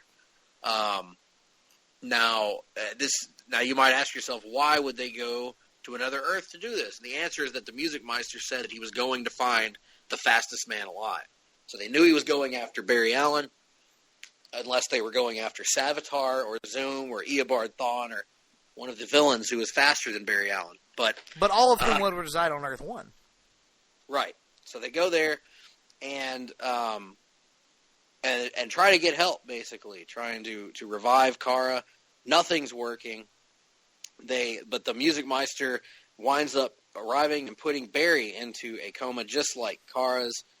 And when they wake up, they're in what appears to be a 1930s or 40s club, and Kara is a singer, and Barry is a singer, and they're basically in the plot of a traditional musical, with redone versions of classic characters that we're familiar with, or at least the actors that we're familiar with. And so this leads to a musical episode.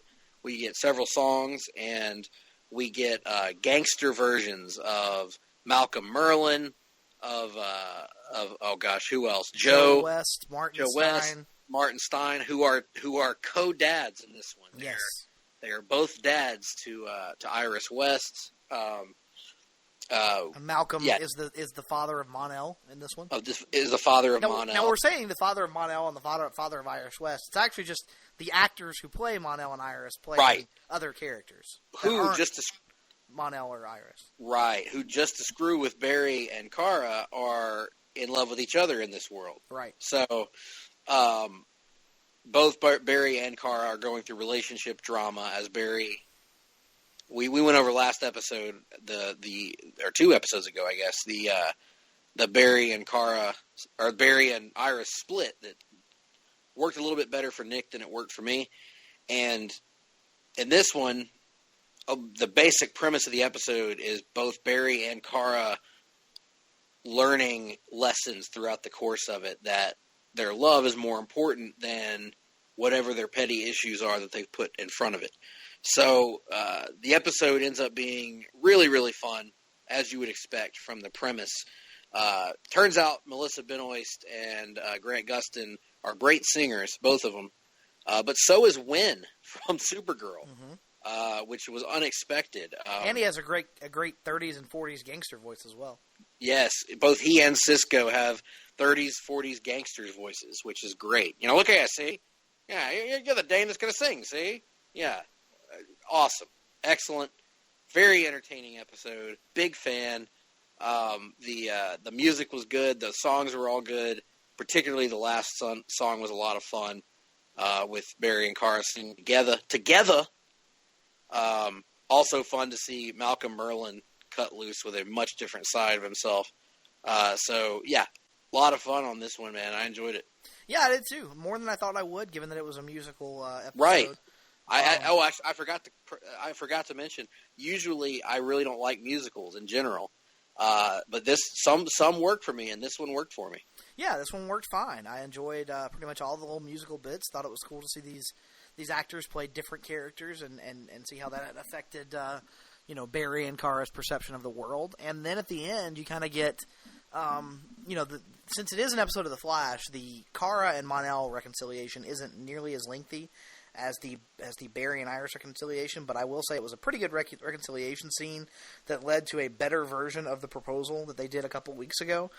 Yeah. Although I do have something of an issue with, as we discussed a couple weeks ago, they make this big show of the Speed Force telling, trying to teach Barry the lesson of taking responsibility for his actions and him taking responsibility alone, and he seemingly took that lesson in the wrong way, but that only lasted all of what is implied to be about 6 days, which is, it just feels like an abnormally accelerated break up, get back together, break up, get back together pattern that some of the CW shows are often guilty of. But ultimately, getting them back together is the right move, although I thought they were going to wait for that for the season finale, honestly. But good thing they didn't stretch it out too much.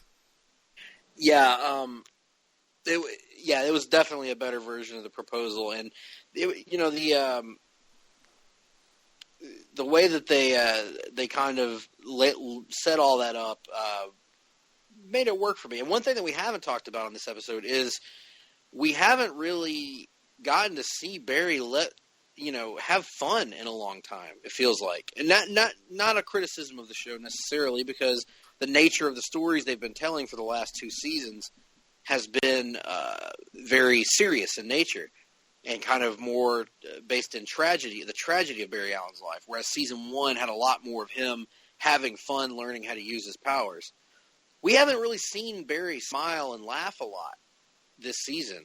And so, for me, anyway, it was great just to see Barry let loose and laugh and have a good time and be funny, because he's a very funny character, and Gustin's a very funny actor.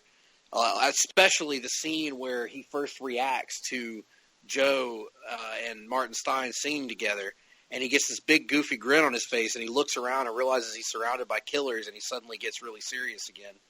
Really good stuff. Absolutely. And we should throw out a little mention here. I enjoyed the guy they had playing the Music Meister, and it was a different take on the Music Meister than what I was expecting, to the point where I'm genuinely intrigued by that character now. I want to know exactly what his deal is and wonder if he might appear again in future seasons. Yes, I am interested in him too. I could potentially see him coming back as if they ever bring back Mr. Mxyzptlk to Supergirl as a team-up for a crossover. Mm-hmm. Because they seem to have similar capabilities anyhow. Yep. Let's move on to the next episode, which is titled simply Abracadabra.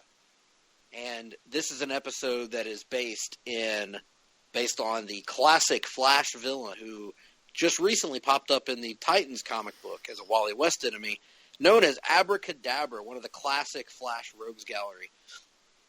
Here, he is a criminal from the 64th century who comes to Central City stealing a variety of devices. Abracadabra is a character who uses futuristic technology with the guise of it being magic. And Gypsy returns to try and bring him in because he has murdered her former lover on Earth 19. And that's all well and good, but ultimately this episode is about the proposal that Kadabra leaves for the team. If they protect him and give him his freedom, he'll give them the identity of Savitar. This, of course, sets up conflict between the team and Gypsy, who is wanting to bring him in by any means necessary. And interestingly enough, in this episode, it's actually Joe and not Barry who makes who ends up making the decision that allows Kadabra to escape. This also notably features a crazy cliffhanger with Caitlin at the very end that was certainly shocking, and a series of events that had some of the best acting I think I've ever seen on the show, from Cisco, from Julian. Phenomenal scene here where Caitlin seemingly is dying before their very eyes. There's a great cliffhanger there. Really enjoyed how they used Abracadabra's powers. It was really cool. This, to me, was a great episode. I thought this was very, very good, and has me pumped to see what's coming the rest of the season. What did you think, Nick? Yeah, I liked it. I liked it very much as well. I thought the moral dilemma they found themselves in was an interesting place to be, and I loved the fact that for once it was Joe taking some agency in the story and not just letting everything hinge on the decision that Barry is making. I will also say that while this episode was titled Abracadabra, and while it featured a character calling himself Abracadabra, I think we should point out, Greg, that your theory isn't totally kaput yet, because they intentionally did not have HR appear in about 58 minutes of the episode? He did not appear the entire time that Abracadabra is there. You don't see HR until right after. He only pops up when Abracadabra has been taken away. Yep. So I think it's very possible that you have multiple versions of this Abracadabra floating out there, and that HR could be one, or that he could possibly be a version of the Flash villain DeVoe, who is name dropped by Abracadabra, and would seemingly, given the company that his name was placed in, potentially being teased for the big bad of season 4. So, yes, DeVoe, of course, is Clive DeVoe, who is the classic Flash villain, the Thinker, who many are speculating will be the main villain of next season. He was name dropped by Abracadabra, so it's possible that HR could be the Thinker, which would be an interesting twist as well. But I still think it's possible he is another version of Abracadabra. There has to be a reason why he didn't want Kadabra to see him. I didn't buy his explanation at all. So very interesting way that it's setting up. So let's update, as we do every week, our latest predictions for Savitar. Has anything changed for you on your Savitar prediction?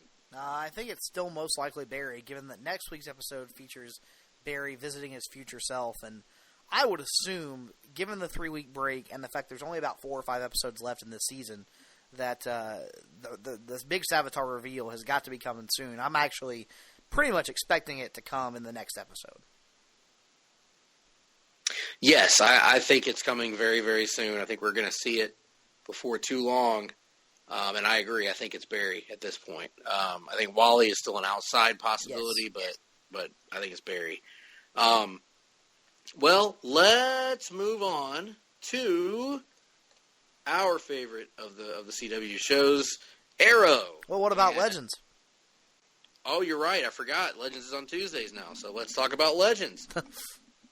We have 2 episodes of Legends, which include... Please note in the message I sent you, I listed the wrong 2 episodes of Legends. I am aware of that, because you listed the season finale, which we're not going to talk about until next week. Right.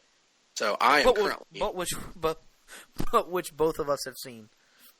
So, do you want to just talk about it then? Because it doesn't really matter. Yeah, let's just talk about all 3 of them. All 3 of them. The last 3 episodes. The last 3 episodes of Legends tomorrow. Folks, we just threw the format sheet right out the window. Bullshit politics in the back withstanding.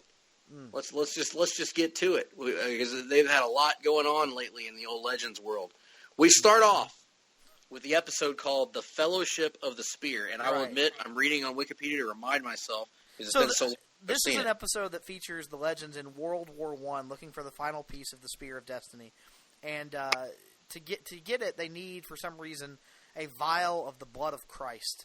And it turns out that it's buried in the middle of a World War I battlefield. This leads to them interacting with a young lieutenant, as the Brits call him in the British Army, J.R.R. Tolkien.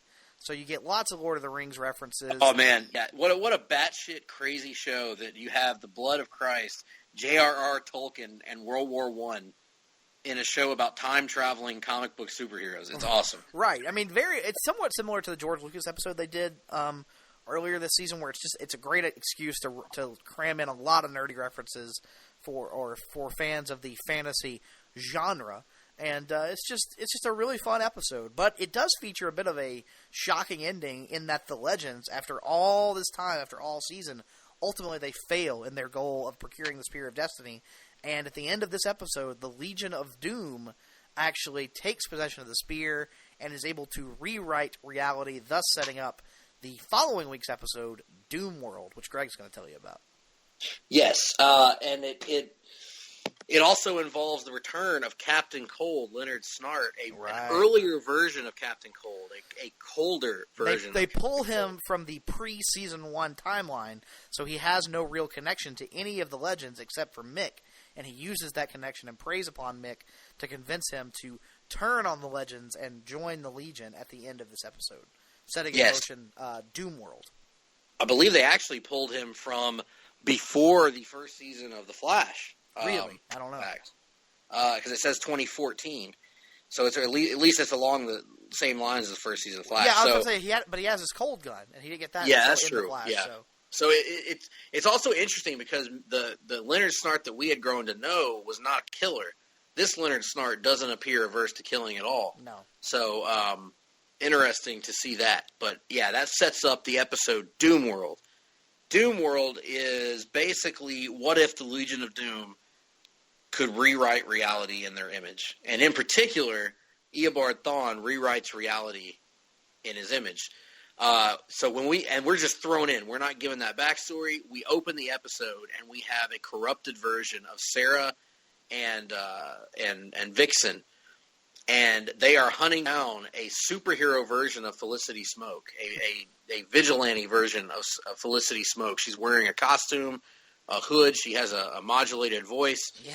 And they have a fight scene in a warehouse, and the scene ends with them breaking Felicity's neck. Well, no, they take her to Damien Dark first. Oh, that's right.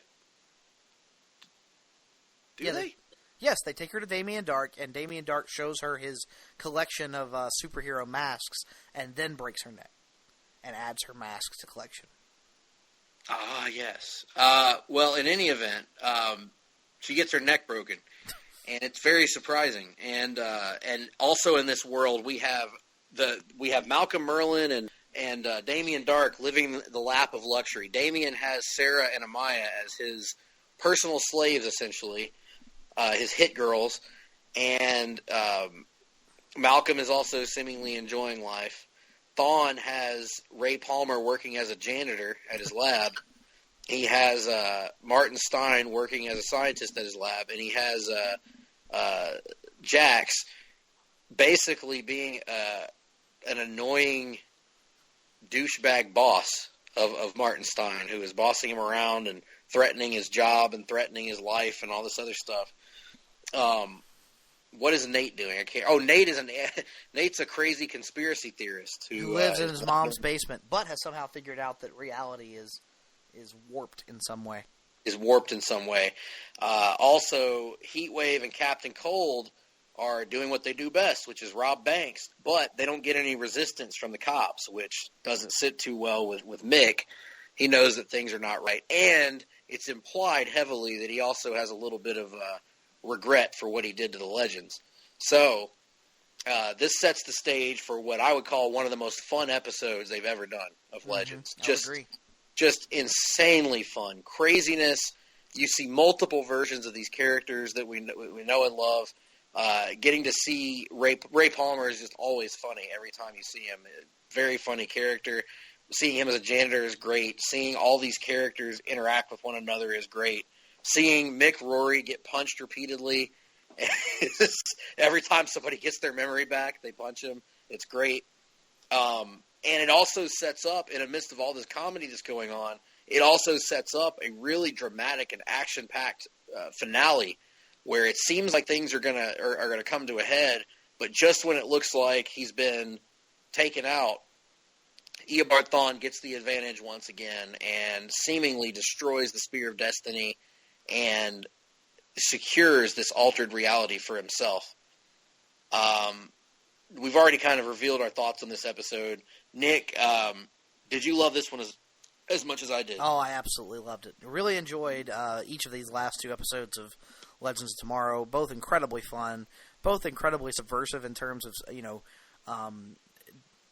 manipulating your expectations, playing with what you think is going to happen in the superhero show, and then kind of going the other direction in many occasions. So, and they do a great job of setting the stage for one of the most batshit insane and yet ultimately satisfying season finales the CW shows have ever had.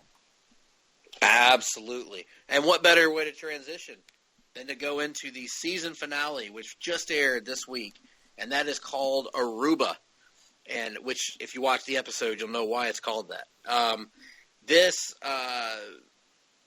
Although I wasn't a big fan of moving the start time of the show to 7 o'clock, I thought that was 7 o'clock Central, I should say, 8 o'clock Eastern, from its usual time slot. I always think that's a risky proposition. But nonetheless, the episode features the Legends trying to go back to World War I to stop. Back to the scene of the episode, yes. Fellowship of the Spear. Basically, to make sure back that to 2 episodes ago in like a Back to the Future 2 type of fashion. Trying to, without interacting with their previous selves, which Rip Hunter warns them repeatedly will result in disastrous changes to the timeline if they actually see their old selves, trying to distract their old selves so that they can get the Spear of Destiny and make sure it never falls into the hands of the Legion of Doom, thus undoing Doom World. Well, that plan goes to shit pretty quickly, and we get the Legends interacting with their future selves in 1916, which is hard to describe, but like Nick said, it creates one of the most crazy, unexpected, only in comics season finales we've ever seen from the CW. So we get great action here. We get a lot of dangling subplots resolved.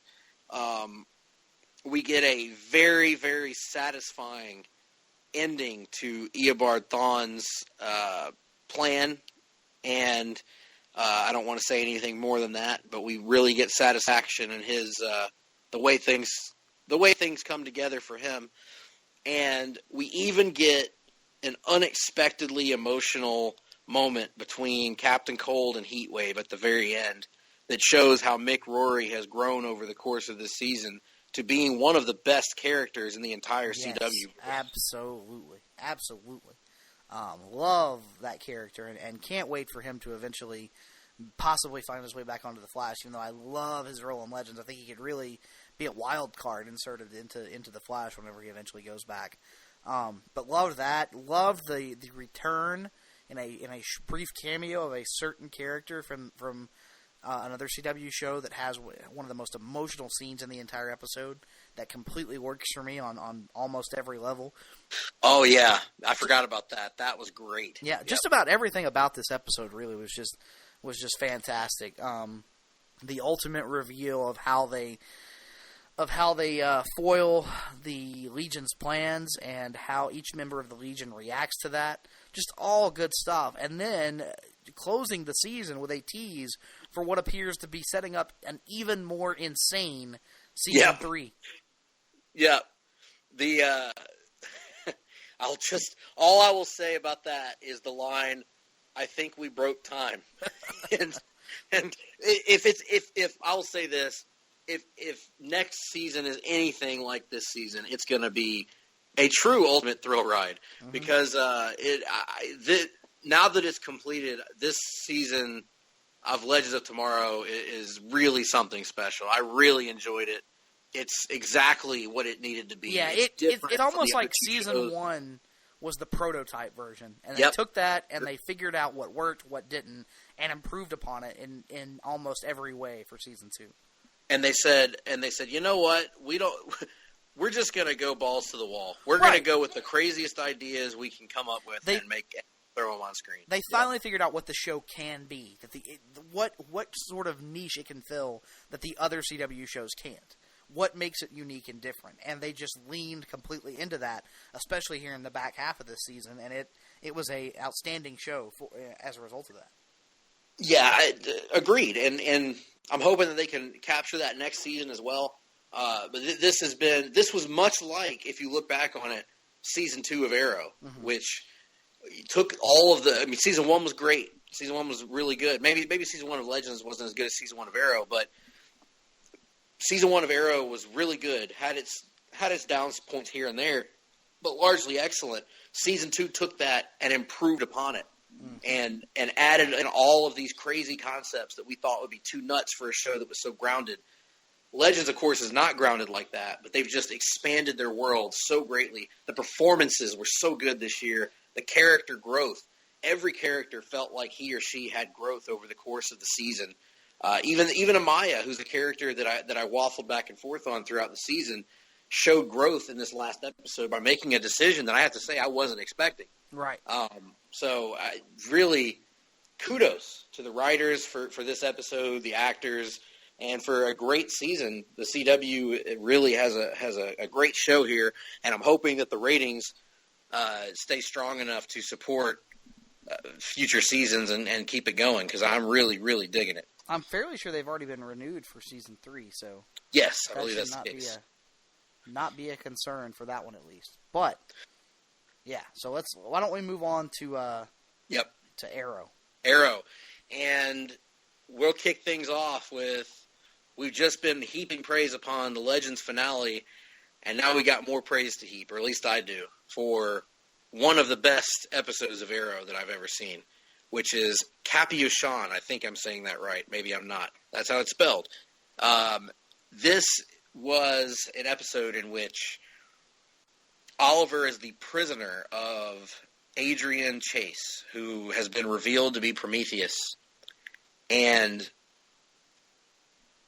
it's an episode that takes place entirely, in modern day anyway, entirely within this prison cell that Oliver's in, as Chase is trying to get Oliver to confess a secret that Chase claims that Oliver has, that Oliver claims he doesn't know. He doesn't understand what Chase wants him to confess.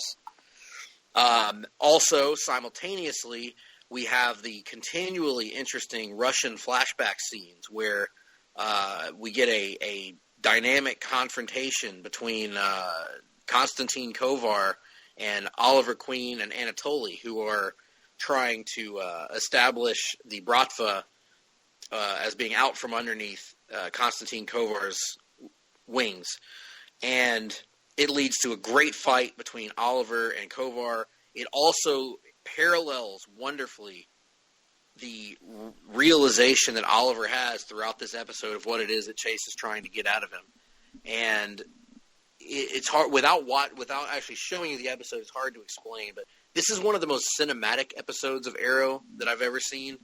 The way that it parallels the flashback and reality, and current reality, I should say, and lines up the shots as the episode gets closer to its climax.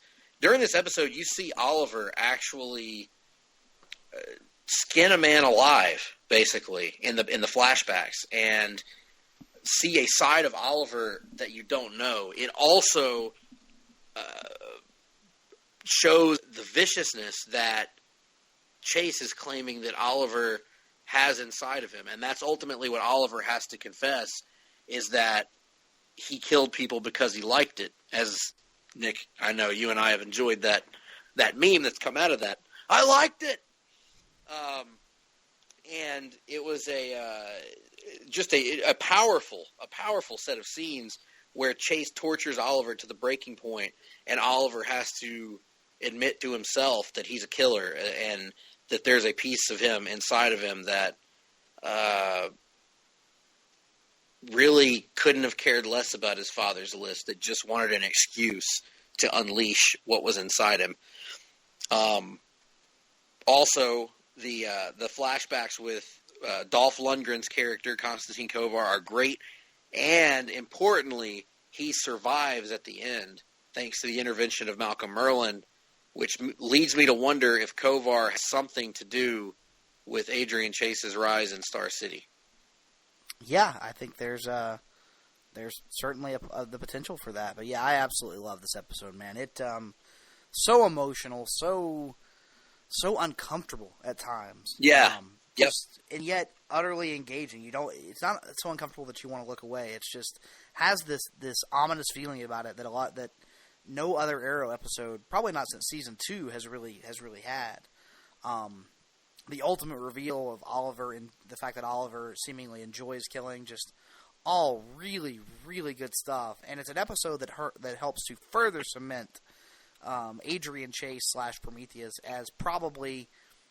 I am still not willing to put him ahead of Slade Wilson, but I'd say he is certainly in the gaining conversation. on Slade. He's in the conversation at this point.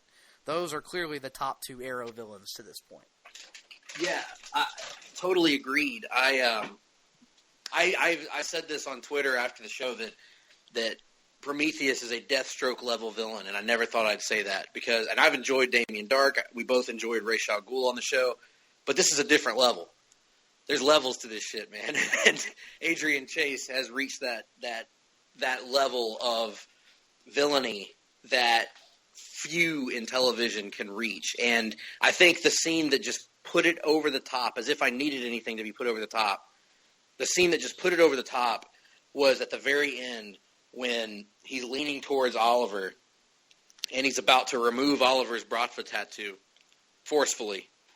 And Oliver says, "I'm sorry for the pain I caused you." And he tells Oliver, "I know and I believe you, Oliver. I just don't care." And then he does it. And it just, that's a great badass villain line. Almost as good a villainous line as "I'll never forgive your mother for giving birth to you." Yeah. Uttered by Vincent Kennedy McMahon. But not quite to that level, but very, very close. Yeah, like you said, just and also, I know that it's not going to happen because it's a comic book TV show, but that was an award-winning performance by Stephen Amell. That was amazing. Just a tremendous, tremendous performance. I would love to see him get nominated for something for that because it was just amazing. One of his strongest performances on the show. Also, the guy that's playing Adrian Chase, phenomenal. Can't say enough about him. So, that sets up the last week's episode, which is titled Disbanded. And this is following up on the cliffhanger at the end of the previous episode in which Oliver arrived to the headquarters, beaten, bloodied, sore, and promptly informs the team that it is done, that he is finished, Team Arrow is over. This episode deals with the team, and in particular John Diggle, pretty much single-handedly trying to change Oliver's mind about this over the course of the episode. He is attempting to tell Oliver that Chase has gotten in his head and that Chase is wrong about Oliver and that Oliver can't deal with this alone. He needs help. Oliver's plan is to hire the Bratva to come back into Star City, make a deal with them, and allow them to get the drugs they need from Star City to consolidate their power back in Russia in exchange for killing Prometheus. He also orders the team to stay away from Prometheus in this process. Well, doesn't work out very well for Oliver. The Bratva plan is foiled by Oliver's own Team Arrow, who don't want to let this happen because they feel that it would just further drive Oliver away from everybody and dig a hole for him that he couldn't get out of. They end up getting the team back together. Oliver, at the end of the episode, after much consideration, decides to give it a shot and try to oppose Chase. Luckily, Felicity and her really shady new team of hackers, Helix, manage to get information. Curtis and Felicity manage to uncover Chase's identity as Prometheus officially. They get the video out to police, and then Prometheus, as Adrian Chase, kills the 2 policemen that are guarding him and drives away while whistling a song and smiling in creepy fashion. So that's a really great moment. Yeah, that was a badass ending. I thought this was a good episode. Obviously, it was hard to follow up on the greatness of the previous episode. I gotta say, I thought Oliver's changing of his mind was too quick. We talked about that in the Flash episode earlier. And I thought this was kind of similar, and then I felt that it happened a little bit too quickly for my tastes. I would like to see it But play he out. hasn't fully changed his mind yet. You know, they do True. enough to You're right. show that he's not completely committed to it 100%, but he's at least open to the idea now. He's open to the idea, and you get the impression that he's mainly doing it for the sake of Diggle. Mm-hmm. That he feels like he owes this to Diggle to give it a shot and see what can happen. And to Diggle's credit, they pretty much have Prometheus, except that they don't because Prometheus is a badass too. So right. But, to Diggle's credit, to Diggle and Felicity, and Curtis's credit, mostly, those three characters, they actually have made the first real progress towards disrupting Prometheus's plan in any real substantial way. So it's the first time we've seen him at a disadvantage. It's the first time we've seen Prometheus at a disadvantage all season long. So it's really interesting to see where it's going to go because you've got Helix there, and I think it's pretty obvious to anybody watching the show that Helix is going to end up being more nefarious than they are good. But they've helped with the Prometheus thing. But now we're wondering what Tali's role is. We're wondering what Kovar's role may be. How the fallout between Oliver and the Brachma is going to go. Also, we didn't mention the incredible scene between Oliver and Anatoly at the end. On the rooftop, yeah. On the rooftop. Great scene. I mean, this last 10 minutes was just exceptionally good. And it sets up the potential for more of that going forward, that Oliver could potentially be, an ally for Anatoly if he tries to change his ways in the future, which would, of course, be welcomed by us, I think. Absolutely. I don't want to lose the Oliver and Anatoly dynamic. They're so great. Anatoly has been a great character since season 1 of Arrow and continues to be to this day. Oliver and all that stuff. Excellent. Excellent stuff. So hopefully he'll get right and get it. I get the impression that there are some things going on in Russia that are going to come back to play a factor. If not this season, then perhaps next season.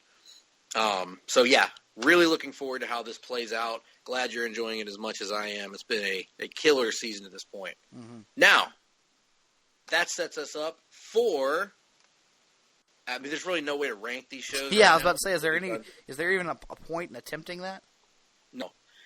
That leads us to AMC's The Walking Dead, and we got the last 2 episodes of the season.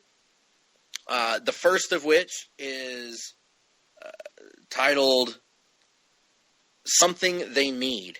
And this was from 2 weeks ago and centers on what happens after Tara informs Rick about the, what's this group titled? Oceanside. Oceanside. They go take all the women's guns. The end. Yes. Pretty much, yeah. They go and they go to the Oceanside community and they take their guns and there's a big philosophical debate that goes on between the two groups. The Oceanside folks still don't want to leave. The women there still don't want to leave. Well, not exactly. The leader of their community doesn't want to leave. The other women, it's very clear, are conflicted, and I think the community is torn in two, very divided over it. But their leader is 100% opposed to it. Right. We also get more shadiness from Gregory, the exceedingly cowardly seeming leader of the Hilltop. And we get, importantly, Sasha, who, of course, foolishly tried to take down Negan on her own and got captured, and is being basically tried to be wooed over to Negan's side by Negan and Eugene. So this sets the stage, basically. This is a stage-setting episode. It sets the stage for what's to come in the season finale. So overall, good episode. I thought the Sasha stuff was good. Thought the Oceanside stuff was all right, I suppose. All appearances of Dr. Eugene Porter continue to be outstanding. Of course, yes. Eugene was great. I got to say, the one thing this episode struggled with, it was awfully hard for me to feel a whole lot of sympathy for Sasha in this episode. I specify in this episode, because all I kept thinking was, well, it's your own damn fault. Because you had a stupid plan that had no chance of succeeding that you tried to execute on your own. Mm-hmm. So it was hard for me to feel too much sympathy for her. That kind of changed a little bit in the season finale due to the performance and the way that they presented her. But this I thought was a solid episode that set the stage for the season finale. What did you think of it? Yeah, again, solid episode. Nothing too egregious. Nothing outstanding, really to speak of. But let's talk about that season finale. Right. So, season finale, called The First Day of the Rest of Your Life. This is about which is a parallel, I believe, to the title of the first season of this episode, which I believe was called The Last Day of Your Life or something like that. Something like that, yeah. And this is about the build-up to the war, basically, that I assume is going to come next season, as we speculated earlier on one of our earlier podcasts. But it was called The Day Will Come When You Won't Be, was the first episode of season 7. This is about Rick gathering the forces of as Negan calls them, the weird trash people, and also the Hilltop, the Kingdom, and of course Alexandria. Unfortunately, the Hilltop and the Kingdom don't arrive until later in the episode. But nonetheless, we get the first salvos of what will become a war between Negan's group and the combined forces of Rick. And this was probably the most action-packed episode of the season for sure, with in regards to just sheer number of things happening. Gunfire, one prominent death, probably not as many prominent deaths as we were expecting, and back and forth between the groups, and for the very first time, Negan actually vulnerable, actually seeming to actually lose a confrontation, a battle of sorts, and have to run away. So for the very first time, we've got a little bit of confidence on the side of the good guys, which led to what I thought was a strong episode overall. Sasha, very good at this episode. Her acting was great. I enjoyed the way that they explored her mind through the course of the episode to set up what was coming, which was a pretty clever way of turning the tables on Negan and doing something he wasn't expecting. Rick gets betrayed by someone, but not who you were thinking earlier in the episode it was going to be. It ends up being someone else, a group. And we also get to see the Tiger in action, which was cool. So overall, I thought this was. I don't know that this was as mind blowing to me as I had heard that it might be. I thought it was a good season finale. What did you think, Nick? Yeah, I really enjoyed it. I thought there were some good moments all sprinkled throughout. I thought the entire Sasha subplot, which I don't want to, I don't know how much we want to spoil for people, but I thought it worked on a level that most Sasha subplots have not really worked for me in the character's entire existence on the show, really. I enjoyed it. I enjoyed it a great deal, Greg, but I will say this. While we're making references to WrestleMania, Greg, this past Monday night on Monday Night Raw, we heard a chant. We heard a chant echo throughout the arena. That chant was, "Fuck that owl." After seeing this episode of The Walking Dead, let me suggest a new chant. How about "Fuck that tiger"? Because, Greg, we were 1 second away. One glorious second away from all my Walking Dead hopes and dreams coming true.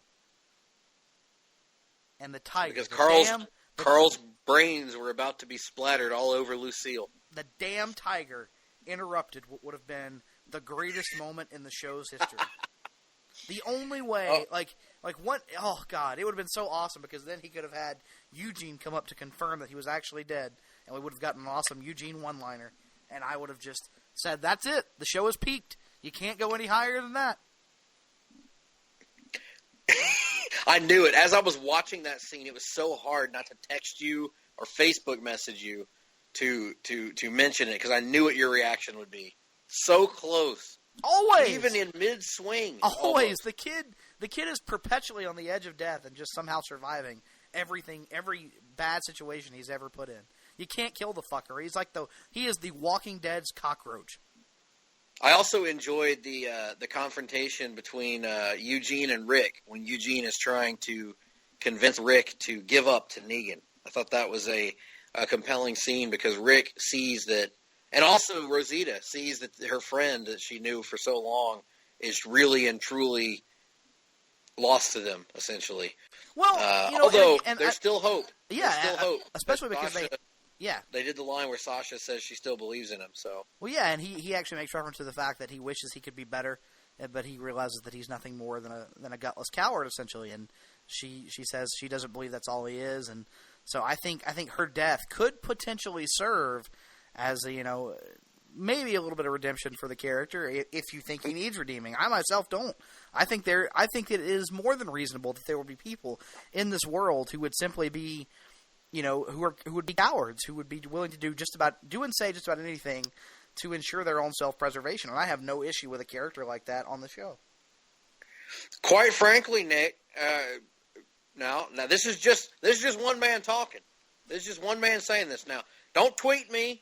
Don't tweet me. As we mentioned earlier in the show, at JR's BBQ, don't tweet me saying, oh, Greg's making a big point about this. He's making a big thing about it. I'm just saying, some might say that the character of Eugene Porter, Dr. Eugene Porter, could possibly have characteristics that could lend themselves to him one day becoming a character babyface. Yep. Absolutely. A character babyface. He's already a character babyface in my eyes. Well, with that said, folks, that wraps up the season of The Walking Dead. What was it, the 6th season? 7th season? 7th season, because we will be getting 7th season in October. Can you believe it? It doesn't crazy. Seem like it's been 7 years.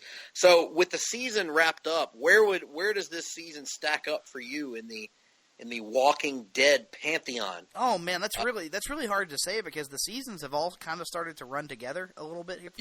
Yeah. I would say that it's easily better than last season. Oh and yeah, I would say it's better than the Terminus season for me anyway. Yeah, I agree. And I would say, now, was last season the church season too? That's why because they do so many like 7 or 8 episode arcs, and they'll cross them over from, like they'll start in one season and carry over to another or what have you, that it's hard really to delineate these seasons. For me, I can't remember the individual seasons right now. I have to look and see which season was which, but just off the top of my head, I'd put this in the top half of the seasons. I think, let's see, so season 3 would be mostly the governor stuff, correct? And then they kind of carry that. The first part of the governor stuff, the prison, basically when they first. And then they carry it over into season 4 when he makes his return, if I'm not mistaken. Isn't that the I believe that's the case. The Terminus deal at the end of season 4.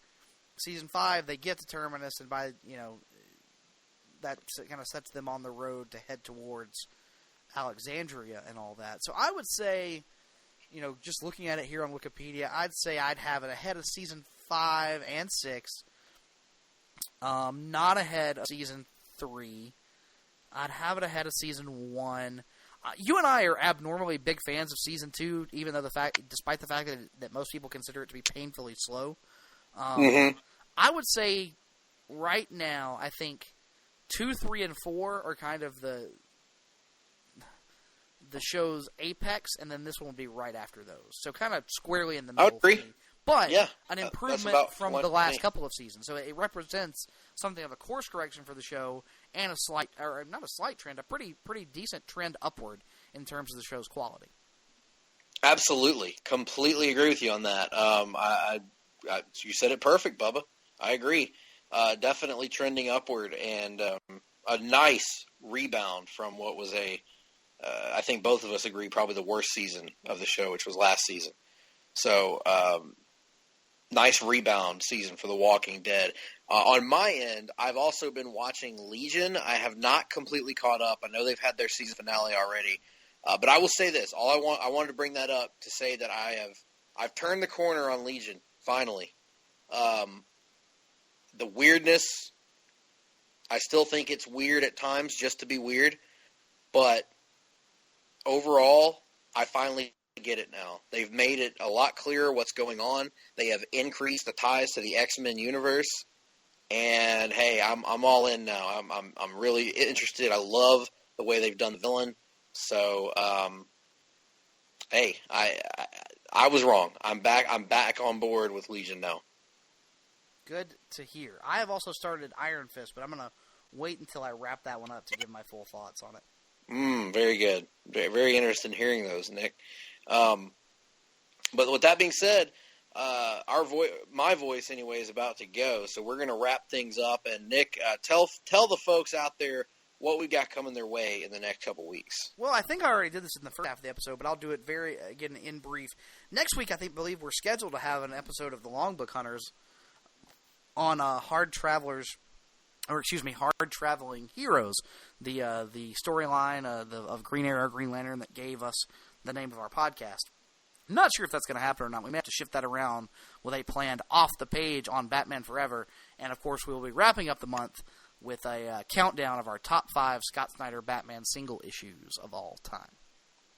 Absolutely. And as always, folks, if you want to give us feedback on the Avengers, on the somewhat unique nature of the first half of our broadcast, or on any of the shows that we talked to you about. Legends of Tomorrow had its finale. Arrow and Flash and Supergirl. How are you ranking those shows right now? The Walking Dead. How does this season stack up for you? Let us know. Drop us a line on Twitter at gphillips8652, at nickduke87. Go to the Place to Be Nation Comics Facebook page. Join us and ask us there. Send us emails. Greg P. at placetobenation.com. Nick D. at placetobenation.com. We always look forward to your feedback. In the meantime, Nick and I still have tons of sleep to catch up on, tons of television and movie stuff to catch up on, I'm sure, comics to catch up on. We got a lot to do, folks. We've had a hell of a weekend. We hope that you guys had a weekend and a week half as fun as ours was, because it was a blast. All that being said, have a great one, folks, and we'll see you next week. 'Cause I can't get a date for New Year's. 20 years later, the neatest sound of the 50s from the neatest guys of the 50s come back to life in a spectacular new album. Who made the egg salad sandwiches? 50 of the neatest hits from 5 of the neatest guys. Yes, it's the 5 neat guys' neatest hits. Remember, let's have a party in my rec room. Let's have a party in my rec room. And on the same album, I won't take just any girl around. 'Cause Patsy has the largest breasts in town. yes, Patsy has the largest breasts in town. You'll also hear, should I kiss her goodnight? My mom framed my high school diploma, slow dance anyone, and she does it. Does it, she does it. The whole town says she does it. You'll also hear my dad's car, let's have a party in my rec room, who put the pennies in my loafers, and I'm the goof in the classroom. I'm the goof in the classroom.